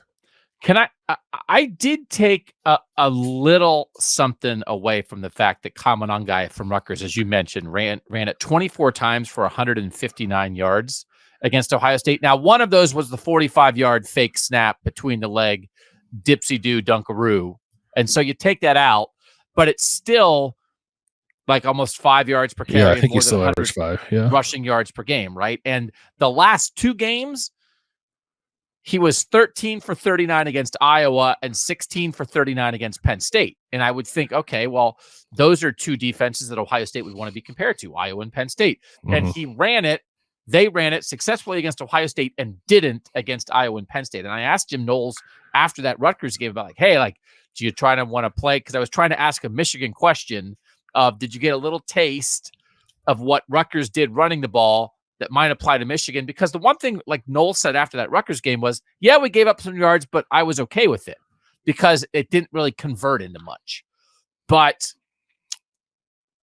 it's not panic time, but I don't know. Rutgers could run it, and Michigan's better at it. I wonder if, and this I think sets the table for an interesting discussion about how Jim Knowles wants to defend Michigan in this game. I think it could be possible that Rutgers was able to find some room running the ball because Jim Knowles didn't want to overcommit resources to stop it and then leave yourself more susceptible to them squeaking one out for a long touchdown run, because you thought their ability to score on you in the red zone was basically non-existent, which turned out to be true. So I think that could have factored in there, because once Rutgers got inside the 20, they couldn't run the ball against Ohio State. Something did click there, and it's less space to cover for the defense and all that. So that might have been the result of a philosophical decision on the part of Jim Knowles more than it was indicative of cracks in the foundation of what has otherwise been a very good run defense for Ohio State. But I don't know if you go into a game against Michigan with the same philosophy, because the idea of, we're just going to stop them in the red zone doesn't feel like as much of a winning proposition against Michigan as it does against Rutgers. And I do think Jim Knowles was worried about the quarterback run with Gavin Wimsatt in that game for Rutgers and wanted to make sure, I think maybe even that Wimsatt's more explosive. We'll let Monungai get his. I am a little bit curious about J.J. McCarthy. He ends up getting about two called runs a game. He actually doesn't scramble a ton, but they do use him in the, calling it every now and then. You kind of get used to Michigan being great at this. And like, if they're not great at this, it just makes you wonder, like, what's their formula to win? What's Michigan's formula to move the ball if they're not going to have great success in the run game, right? Right. Well, yeah. And I guess it could be what they try to do against Penn State, which is like, we'll be content running at 3 yards at a time, or at least trying to do that. But I don't even know if that's really what happened against Penn State when Michigan ran it like 30 times in a row or whatever it was to end that game. Like, the thing that stood out to me about the Penn State game is Michigan would like run on first down, run on second down. And even if it didn't work and it was like 3rd and 10, and Penn State puts like its pass rush package out there with a bunch of DBs and a bunch of pass rushers, and then Michigan's like, we're going to run it again. And then they got the first down on 3rd and 10. And I did want to ask Jim Knowles about that on Tuesday. We only kind of got one question, so I didn't get the chance to do that. But maybe that does, maybe if you're a defensive coordinator, you see that neuters your aggression a little bit. But I think if you're willing to be patient and willing to more or less play it straight up on 3rd down, as opposed to being hyper aggressive and maybe take that option away from Michigan to just run the ball on 3rd and long, then that probably plays into your favor as a defense a little bit. It's just that like Penn State doesn't do that. Penn State is an aggressive defense, and they were going to go down as an aggressive defense if that's what it meant. And Michigan used that against them. I think Ohio State is far less aggressive than Penn State's defense is, and especially with its defensive ends. And I don't think we'll be quite as susceptible to something like that. So if Michigan, from a personnel standpoint, it's the same guys, but they're not quite as effective, is there still something schematically that Michigan may be able to do? They love the tight ends. I assume they'll be in 12 personnel some chunk of the time. Is there still something that Knowles is going to have to contend with just about how Michigan's going to go about it? Yeah, I did ask him about that on Tuesday, because it was evident in the Penn State game, and Michigan has done it, I think, in every game. They will, Jim Harbaugh before the season, I think, turned a lot of heads or got a lot of eyebrows raised when he said that he thought Michigan had 7 offensive linemen who were going to get drafted. Yeah. And they'll put all 7 on the field at one time, which is kind of a sight to behold. There are no more 5 starters, and then they'll put Miles Hinton and Trente Jones out there, who are like the next 2 offensive linemen. Now, there were some injury issues in this game against Maryland that I'm assuming they're going to be healthy enough to try to do this if they want to. But what Michigan does, is Sharon Moore said that Ladarius Henderson and Miles Hinton should be okay. Yeah, so I'm envisioning they're going to try to go to this and perhaps even go to it early to see whether or not Ohio State's up to the task. But they'll give you this 7, 8, 9 man rushing surface, which is 7 offensive linemen, maybe a tight end on the end, or a fullback on the end, or a fullback in the backfield, and you just got to cover a lot of ground. So, Mike, we have a clip we can run here. I did ask Jim Knowles about the difficulty of facing that, so we'll run that, and then maybe we can talk a little bit about how Ohio State might adjust personnel wise. It's a big challenge. It's unusual. Everybody has to understand the scheme and the gap fits, and there's an exactness that comes with it that I think a lot of people don't understand, that I think you men and women do, because I'm not just blowing your horn, but men and women do a great job here of really technically knowing the game. But you're right. I mean, there's a lot of gaps. All of a sudden, there's a lot of different gaps, and their running backs are talented, and their offensive line is talented, and so there really is an exactness and a preciseness that our players need to understand. And that's my job. My job is to get them to understand by Saturday and be able to do it fast. I just want to say that Jim Knowles, multiple times in interviews over the past several weeks, has complimented the media for understanding football. And actually, he just means Landis. It's just you. You ask a very specific football question, and he says, you men and women understand football. And the rest of us are just like, football good. And you're like, oh, the gap scheme, whatever. It's like, yeah, no, he's our representative to ask these type of questions. But also, it's a Philly thing. It's a connection that we have. I do appreciate not every coach at Ohio State is willing to entertain like a pure football question, but Jim Knowles, I think, enjoys those more than any other type of question. So you like ball, right? I do like ball. Yeah. So one of the things, so all these gaps, 50 gaps to fill. And I think maybe we thought there would be more situations against either Penn State or Wisconsin where Ohio State might put 3 linebackers on the field. And then it turns out it's just like Sonny Styles plays like a linebacker. You don't need an actual third linebacker. Yeah. With the fact that Lathan Ransom is hurt, I do think Cody Simon seems like he's played pretty well, and they are expecting Tommy Eichenberg back. Do you think lineups where Steel Chambers, Tommy Eichenberg, and Cody Simon are on the field together will be part of Ohio State's answer when Michigan goes with 7 linemen? Yeah, I think so, because when they do those looks, sometimes there's one receiver on the field. I think there's been times where there's no receivers on the field, and they do. It's like all tight ends and linemen and fullbacks. So what's the point of having Jim Harbaugh is just that he could not. If he could just get rid of every receiver on the team and just play with all linemen, fullbacks, and tight ends, he'd be the happiest boy. Yeah, so there's no point to having corners out there, right? So Ohio State is going to have sub packages ready, I think, to match personnel when those moments come about. Like I think if it's purely 12 personnel with Colston Loveland and AJ Barner, or the fullback's name, Bredesen, something. It's A Bredesen. Yeah, it's not Max Bredesen. I think it's his brother, or no, it is Max Bredesen. It's Ben Bredesen's brother. Name that Bredesen. Yeah. So I think if it's purely 12 personnel, I think you can maybe get away with playing your base defense. It's when it becomes, 13 personnel, but it's really 15.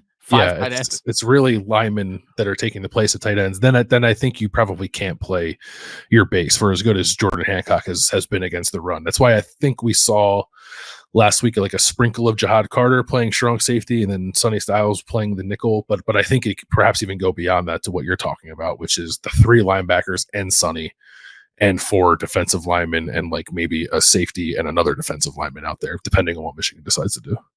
So who does this matchup favor then? I mean, I think in the past 2 years it'd be like, Michigan. But yeah, at least closer. The gap is closed. The gap is closed. I think I'm inclined to give the slight coin flip edge to Michigan in this area, partly out of respect for what they've done the last 2 years, even if they're not quite as good this year, but also out of some uncertainty as to what Ohio State is going to do to defend it, because they gave up some stuff on the ground against Notre Dame, which I don't think was because they were like out physical, but it's because they kind of chose schematically to give that up and in a way to like still prevent explosive plays. And if Jim Knowles does that, then I think Michigan will probably find some rushing success. If he doesn't do that and plays it hyper aggressive and gets everybody up in Michigan's face, maybe that leads to Ohio State having more of an advantage here. But it's hard for me to say because they've not really been put in some of the positions that I think Michigan's going to put them in this week. You know what is a confusing part of this game for me? Jim Knowles, in the pursuit of not giving up explosive plays, has been willing to let teams hold the ball and drive at times this year. Mm-hmm. And if Ohio State doesn't stop them on the first third down, they'll try to stop them on the second third down. And if not, try to stop on the third down. But if you get 40 yards in the process, but we wind up making you punt, that's still a victory, right? Stop rate. Don't let them score. Right. I don't know how that applies to this game, because Michigan wants to eat clock. Michigan wants to put together long drives. So a 12-play, 58-yard drive that ends in a 49-yard Michigan field goal, I don't know who that favors. Right? Yeah. Because part of me thinks Ryan Day is going to say to Jim Knowles, keep them under 20 and we'll take care of the rest. But if Michigan scores 20 while holding the ball the whole game, and then like Ohio State gets the ball and Kyle McCord throws a 3rd and 6 pass a little behind Cade Stover, now they're punting, and Michigan's going to come out and hold the ball for 7 minutes. Like, even if the score's on high, that's not a great formula for Ohio State. So explosive plays killed Ohio State last year. They must prevent those explosive plays. But I don't know that they can make the full trade-off as much as they've made the trade-off in the first 11 games because Michigan, I think, is very comfortable with that trade-off. I think they are too. And we're going to talk about the passing game here in a minute, and we could talk more about explosiveness and lack thereof. But I think the lack of passing explosiveness that we've seen from Michigan this year might make Jim Knowles more comfortable with selling out more against the run than perhaps he has all season. Because even Notre Dame, like you think, like, of course it's Notre Dame, you want to go stop the run. Like they had been I think are still among the most explosive passing teams in the country. They find ways to manufacture big hits throwing the ball because I do think teams sell out to stop the run, and Jim Knowles just wasn't going to get beat that way. Michigan has shown less of an ability to do that, so maybe Jim Knowles could be slightly more aggressive against the run than he has been. So we're going to lean Michigan still for this because this is what they do, but not projecting Michigan to be as dominant running it as they were the past two games. Yes. Yeah. Okay. All right. It's time to get in the Michigan passing game. That's next on Kings of Columbus.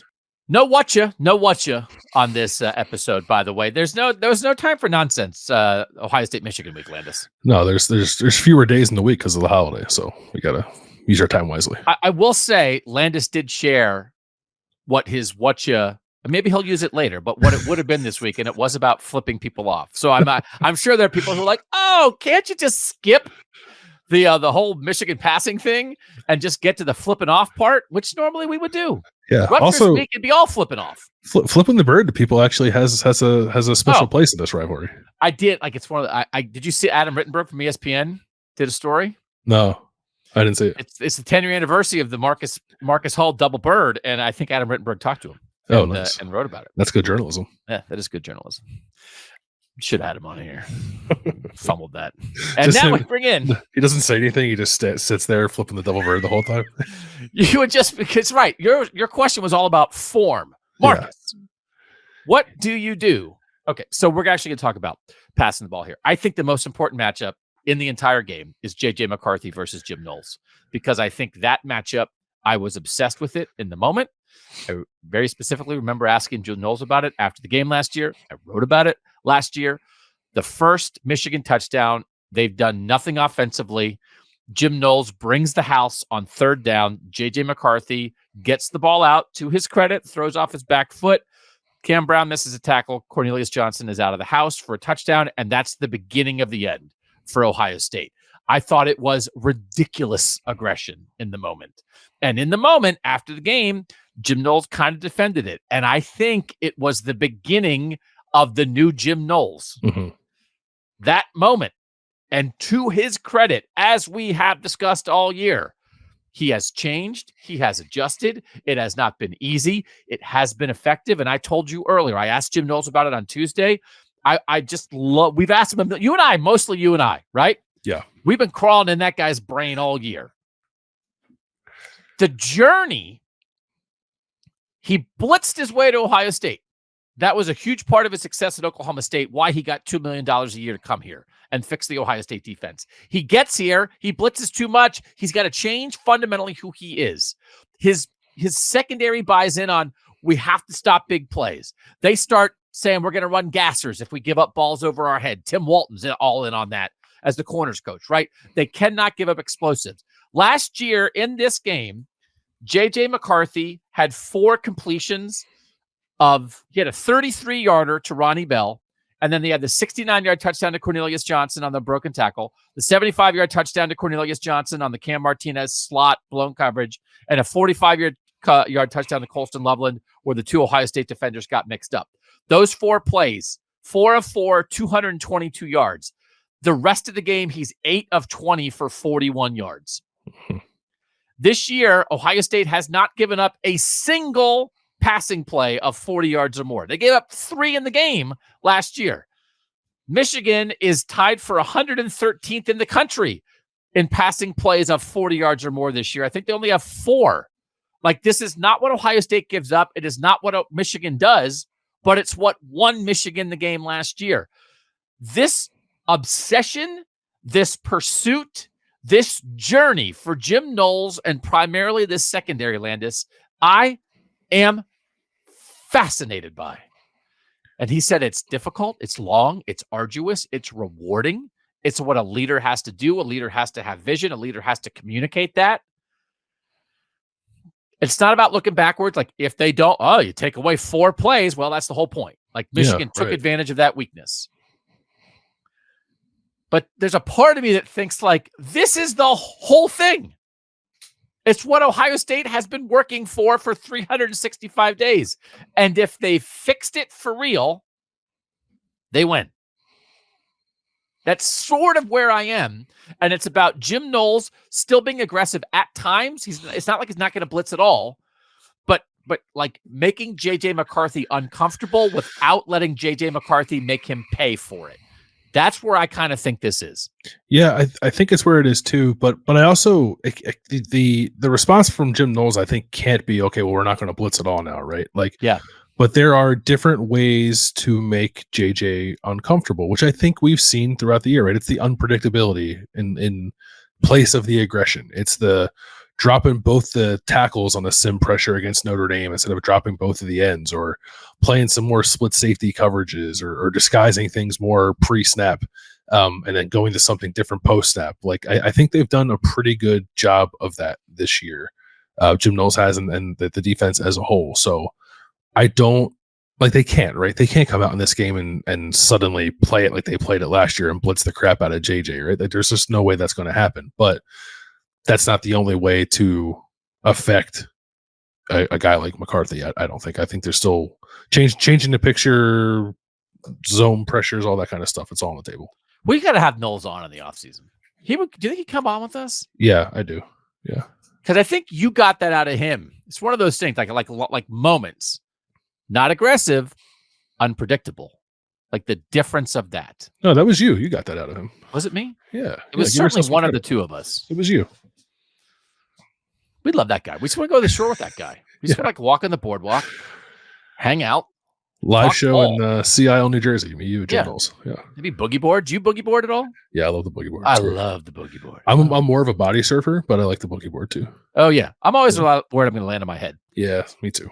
Actually, but I bet Knowles is a body surfer. Yeah. I bet Knowles is like, I don't need a board. Yeah, he might surf, actually.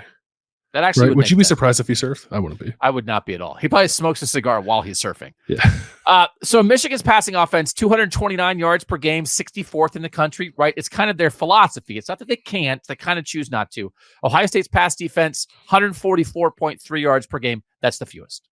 It's the fewest in the country. And they actually have faced, right?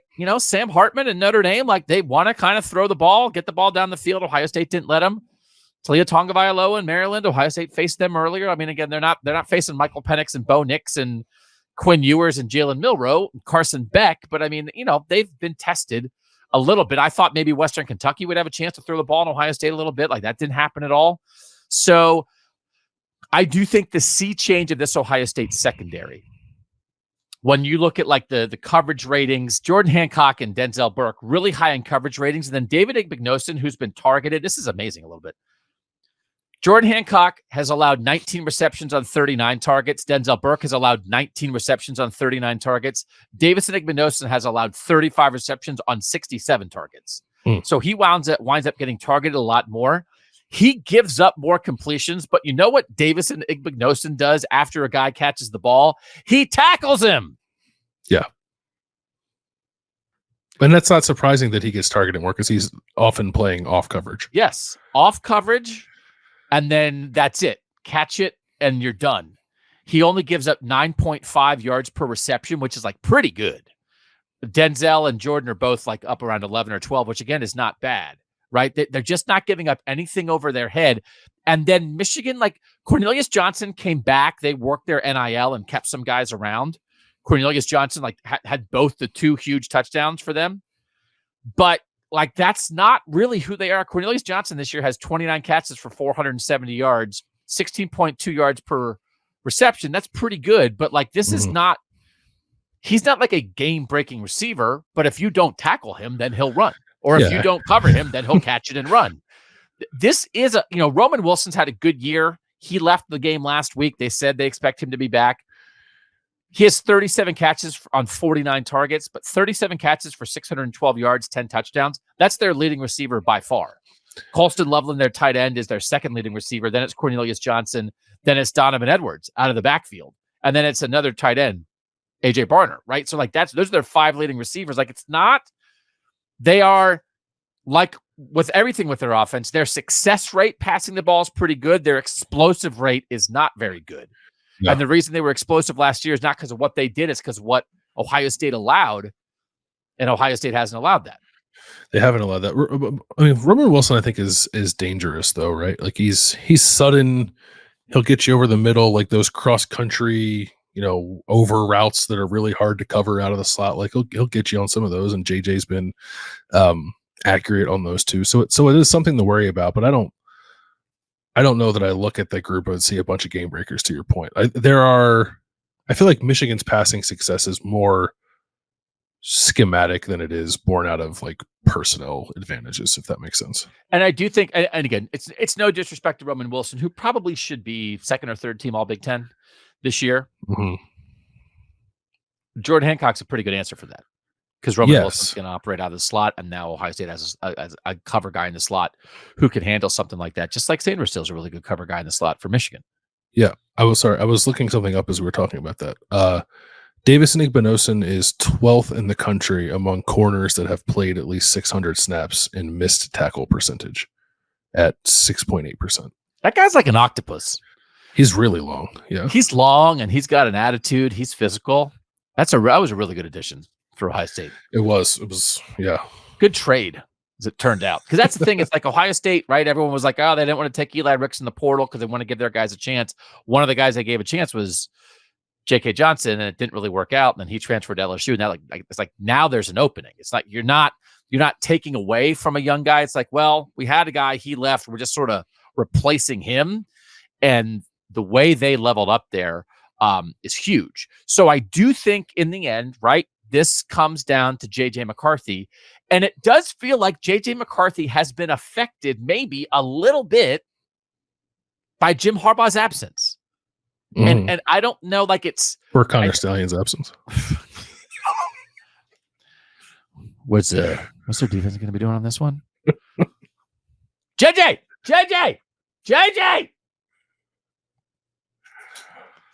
Feel bad. He might miss his friend. He's sad his friend's out there. Yeah. Although maybe that's it for Blake Corum. Blake Corum was selling vacuums with Connor Stalions. Maybe that's why he's not breaking as many tackles, because he lost his friend. Blake Corum says that they were not in business together, but Connor Stalions had a business license that said, I think it said on the license, I sell vacuums with Blake Corum. And Blake Corum was like, what are you talking about? So I do think, right, Cade McNamara in 2021, good enough to beat Ohio State and lead Michigan to the playoff. J.J. McCarthy in 2022, good enough. Like everyone thinks like a step up from Cade McNamara, probably, right? More athletic. Yeah. Uh-huh. Good enough to beat Ohio State, lead Michigan to the playoff. And then I think year 2, J.J. McCarthy, a belief of that's another step up. And is that what makes Michigan a national title contender? And it felt like that for 8 games. Yes. He has not thrown a touchdown pass in his last 3 games. He was asked about that in interviews on Monday. And I think he said something like, I'm saving him up, which I thought was kind of a funny answer. I mean, he's charismatic. I mean, he's very honest about I grew up an Ohio State fan. I'm not going to line. And Ohio State picked McCord. And what are you going to do? And Kyle McCord and J.J. McCarthy both talked this week about they know each other from recruiting camps. J.J. McCarthy said they have similar personalities. And there is a world. I don't know who the Michigan quarterback would have been. Do you know? If Ryan Day had picked J.J. McCarthy, then I think J.J. McCarthy would be Ohio State's quarterback this year, and I think Kyle McCord would be Penn State's quarterback this year. I agree with that. I'm looking to see who else Michigan offered in the 2021 recruiting class at the quarterback position. And it also might be that Michael Penix is Michigan's quarterback. Right? They didn't get a guy and they had to go to the portal. Or Cade McNamara sticks around. They did offer Kyle McCord. So they offered Quinn and Caleb and Drake May and Brock Vandegrift and Kyle McCord and Tyler Buckner and Miller Moss and Preston Stone and Shadur Sanders and Christian Veilleux. Oh, Shadur Sanders. That'd be good. Yeah. They offered Gavin Wimsatt. McCord has talked about that he's a pseudo Pennsylvania guy, and he went to the Penn State Ohio State game as a Penn State recruit and was kind of interested in Penn State until Ohio State showed interest. So, yeah. I mean, I think it's very interesting. Anytime you have a guy who kind of is interested in one of the schools in the rivalry and winds up at the other, that's super interesting. Yeah. But it did feel like JJ McCarthy was leveling up, and now he's kind of leveled down. And he missed some throws against Maryland. They could not pass protect for him at all against Penn State. And we have to talk about Carson Barnhart at right tackle for Michigan because that's part of this. He was terrible against Penn State, was getting destroyed. And then Sharon Moore is like, I have to be the offensive line coach, the play caller, and the head coach. Our solution is stop throwing, which I think in the moment was a great solution, but he didn't have time to solve it any other way. That is not an option for Michigan in this game. Michigan cannot win against Ohio State by doing what they did against Penn State. They can't run it 30 straight times in the second half. They have to throw to some degree. Do you think Michigan will be able to block Jack Sawyer and JT Tuimoloau, or could Ohio State blow up Michigan's pocket, just like we talked about? Maybe Michigan will blow up Ohio State's pocket. Yeah, it's a good question because we're comparing, I think, vastly different defensive ends, right? Like Chop Robinson and Adisa Isaac and Denai Dennis Sutton at Penn State are programmed to pass rush. And JT Tuimoloau and Jack Sawyer, I think, are probably more programmed to run stop with a decently high ceiling as pass rushers, respectively.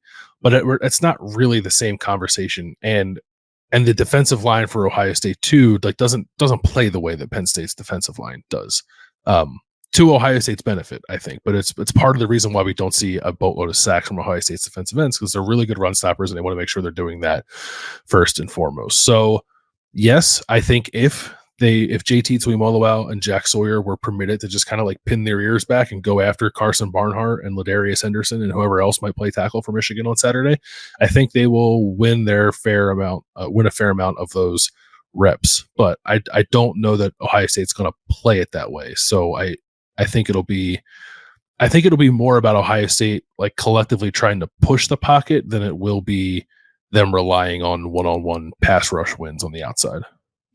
So against Michigan State, when the Connor Stallion stuff was first coming out, right? And then Michigan State against Michigan that week, the game was on October 21st. Michigan State was like running out their backup quarterback to put the plays in because they thought Michigan might be stealing their signs.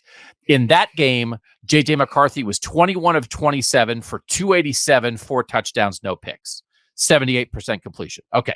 Then they have an off week and all the stuff pops. Then they come out and play Purdue, and it's like, okay, we're going to show the world that we can win big without Connor Stallions. JJ McCarthy is 24 of 37 for 335. No touchdowns, 65% completion percentage. That's his only 300-yard game this year. And it's like at that point, if like that's what this is, all right, he's leveling up. I might pick Michigan. It's like, okay, like this is the next level. This is Heisman candidate JJ McCarthy, who now they're kind of letting loose a little bit. And if that's what Ohio State's going to get, that might be trouble. And then 7 of 8 for 60 yards against Michigan, where they do not throw a pass in the second half. 12 of 23 for 141 yards and a pick against Maryland. And now that's the JJ McCarthy. And you can't ignore that. And so I certainly, the competition got a little bit stiffer. Jim Harbaugh's not there. Roman Wilson got hurt last week. Like, it doesn't feel like a level up. And so he leveled up within the game last year. Like the JJ McCarthy that made those throws against Ohio State. And again, it was just to open guys or guys who broke tackles. That was not what he had been the whole year. It almost felt like, okay, well, like it was a surprise. If he's not a level above, if he's what he was the last 2 weeks, I think it's very difficult for Michigan to try to win this thing. I think so too. And I think there is an injury component to this. Like JJ and Sharon Moore were both asked about the health status for JJ McCarthy, who I think he got injured against Penn State. And I think since then his mobility has appeared to be impacted. And I thought against Maryland just kind of like kept him in the pocket. And I thought he looked a little skittish at times and like was forcing throws. He had the one pick and he had 4 other turnover worthy plays. Like he probably should have thrown at least 2 more interceptions with some of the decisions he was making. And that looked to me like the player last year who just had a hard time processing things and doing much of anything throwing the ball unless he was like out on the edges off of play action and had to use that to his advantage. So it actually might behoove Ohio State to not like really sell out to go after him, and actually make him sit in the pocket and read stuff out and trust that your defensive backs are for real good, like they've looked to be all year. I think that's probably a more successful recipe for Ohio State. But I'm with you. I like, mid-season, I was probably leaning more Michigan here because I thought JJ looked like he had taken a significant step forward as a passer, and lately I've been rethinking that. Yeah, I thought he would just rip some stuff, man. Like, not huge explosive, but I thought he was really in the business of like ripping throws in the middle of the field in the middle of the year in like a really effective way. And it's not quite there at this point. I do think in the end, this is really, though, a lot about the Ohio State secondary. And when you think about the fact that I think they had some guys on the field last year at times who were just not as good as the guys they have on the field now. Right? Like, yeah, they were putting a lot on Cam Brown, and they put in Cam Martinez for like 4 plays, and bad stuff happened last year. And I just think that the leveling up of their top 3 corners, the way Josh Proctor has played this year, the way that Sonny Styles has played, and certainly they'd be better off, I think, with Lathan Ransom, although he got burned, last year in the game as well. I think they'll be okay when they have to put Jahad Carter back there. I mean, I think that, if they want to put Sonny in the box and take Hancock out of the game, I think Hancock is a playmaker, and I would be willing to leave him on the field. I think he's good enough against the run. And I just would rather have Jordan Hancock in my 11 than Jahad Carter. But Jim Knowles was asked about that. And was kind of like he's willing to do it, but he's a smaller guy, right? And so if they're going to be out there with 2 or 3 tight ends, you probably just can't stick with that much. I don't know. I kind of want Jordan Hancock to play every snap, but I understand that's probably not realistic. Yeah, I mean, Jim Knowles made the comparison for the second time this year of Jordan Hancock to like a dual threat quarterback, and how much do you want to run a guy like that and expose him to big hits? Which I think is his way of saying, like, when Michigan is in really like anything other than 16 personnel, we're going to need Jordan Hancock on the field. So do we really want him out there when they are playing that bully ball and run the risk of him getting beat up a little bit? Like, I don't know that you can live that way, like be fearful of that. But you also have to be smart about your matchups too. Yeah. And Jahad Carter is, I think, like 25 pounds heavier than Jordan Hancock. So like I understand it, but I'm with you. Like any decision that leads to a guy who I think is one of your best like 4 defenders right now coming off the field doesn't really make much sense to me. So that'll be a challenge, I think, for Jim Knowles to figure out the right opportunities to do that and not do that. All right. So edge here, Michigan throwing it or Ohio State defending it?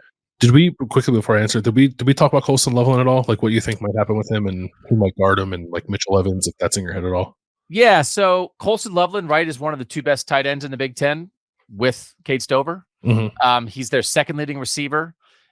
He did have the big 45-yard touchdown last year. They rely on him, and this is Sonny Styles' time on him. Steel Chambers at times. How do you think this works out? More Sonny? I think Sonny, yeah. Which is like kind of like the birth of Sonny Styles, right? Was we think we have a tougher matchup at tight end. Why don't you go out there and handle it for us? Now they didn't. I guess I wasn't sure. Like against Michael Mayer last year in Notre Dame, they didn't do that. But against Darnell Washington in Georgia, they did do that. And Sonny covered the less threatening receiver of the 2 tight ends that Georgia had.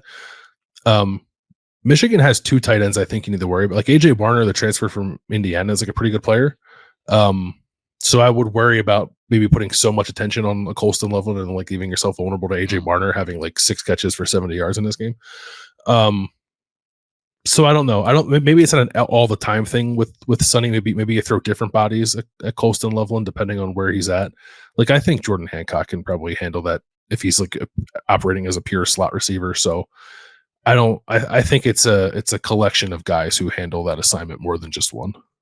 And that's what they did against 2 years ago against Michael Mayer in Notre Dame, right? The very first game that Jim Knowles ever played here, ever coached here, that they kind of had like 5 different guys who during the course of the game, dealt with Michael Mayer, and they kind of bracketed him at times, and he, made one big play, but for the most part kind of took him out of the game. So I don't know. Would he be the guy that you would focus on? Like if you're Ohio State and you're like, okay, who are we leaning coverage toward? Is it Roman Wilson? Is it Colston Loveland? Is it Cornelius Johnson? I think it's still Roman Wilson. I think he's by far the most dynamic player on the field for Michigan's offense. Okay. And I do think Edwards out of the backfield. Again, he's had a weird year. I just think if he gets a year at Michigan without Blake Corum, I think he might have like 2,000 yards from scrimmage. And maybe that's just because he tore up Ohio State last year with the wrong hand. His strong hand I forgot about broken, that. and he had to do it all left-handed. It was like, well, that guy's pretty good left-handed. So I do think the edge is I think the growth of the Ohio State secondary, mostly from a talent standpoint, but also a commitment to fixing what was wrong, I think is immense. And I think it's been really impressive. And I think it creates a whole new reality. And it's like, we're here to analyze stuff. I just almost can't imagine them making the kind of mistakes in the secondary that they made last year in this game. Now, it doesn't mean that maybe Cornelius Johnson doesn't go up and win a 50-50 ball. It doesn't mean Roman Wilson might win some routes and get a catch and run play, but I don't think it's going to be disastrous mistakes. And that's a huge deal. Yeah, I don't think so either. I'd be pretty shocked if it went in that direction. And I think Ohio State has the edge here. And I think of the 4 areas that we've analyzed and like given one team an edge, I think the biggest edge is this: Ohio State's passing defense against Michigan's passing offense. I thought their secondary had a chance to be like the thing that makes them win. And I think it does. And I think, again, I've sort of said maybe a couple places, like I think there might be like overall more defensive playmakers in this game than offensive playmakers. And I think that could come to bear here because I think Denzel Burke has a chance to make a huge play or two. I think Jordan Hancock does. I think Sonny Styles does.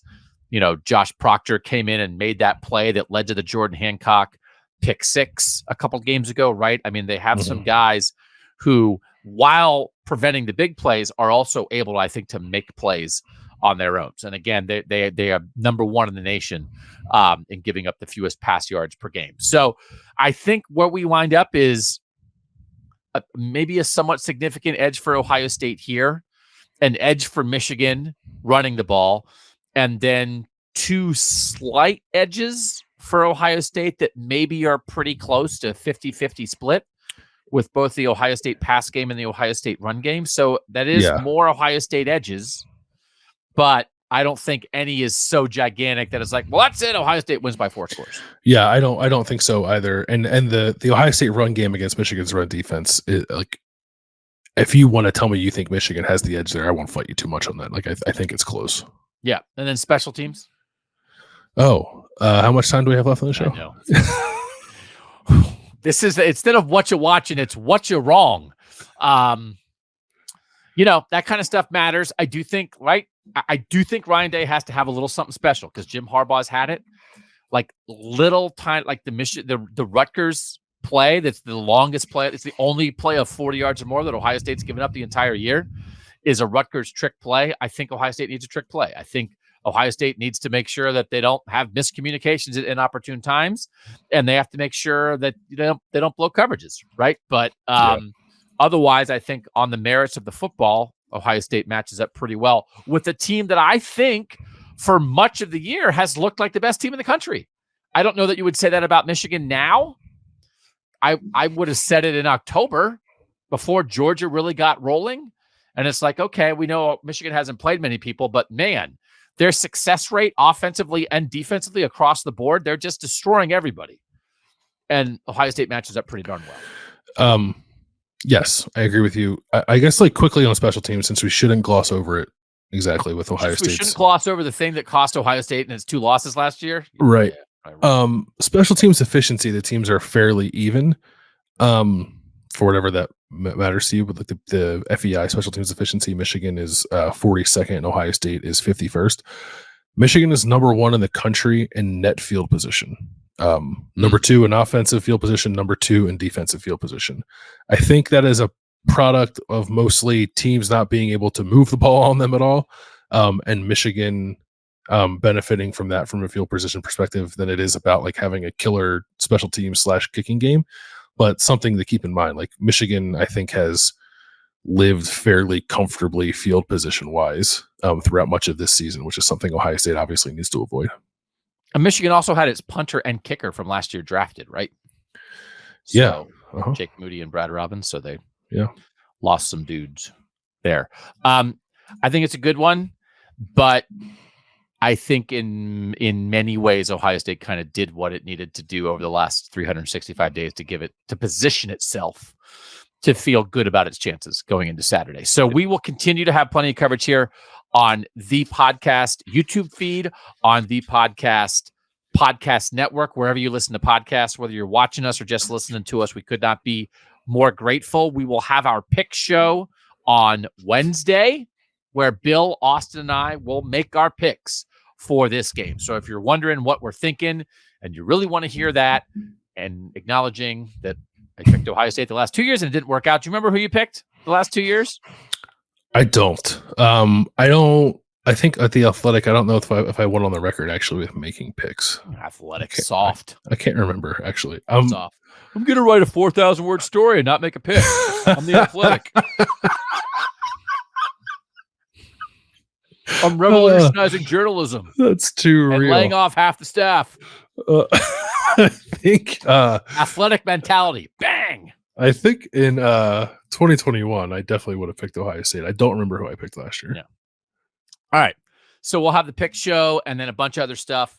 And then we'll see you post game. That's when we want to see you the absolute most.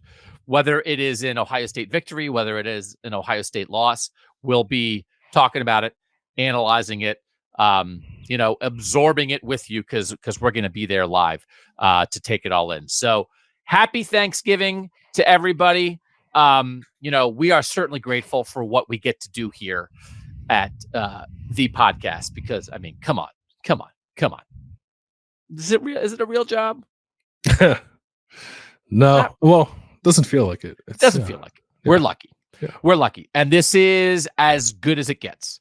Yeah. This is as good of a rivalry as there is in any sport, maybe like Leicester City versus Maroon Town or something. I don't know what the name of the soccer people are. Orangeburg, whatever. I don't know.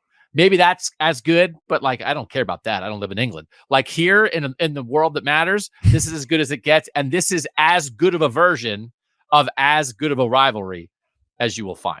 So for our great producer, Mike Rostowski, who makes all this stuff work, he is Bill Landis. I am Doug Lesmerises. And that was Kings of Columbus on the podcast.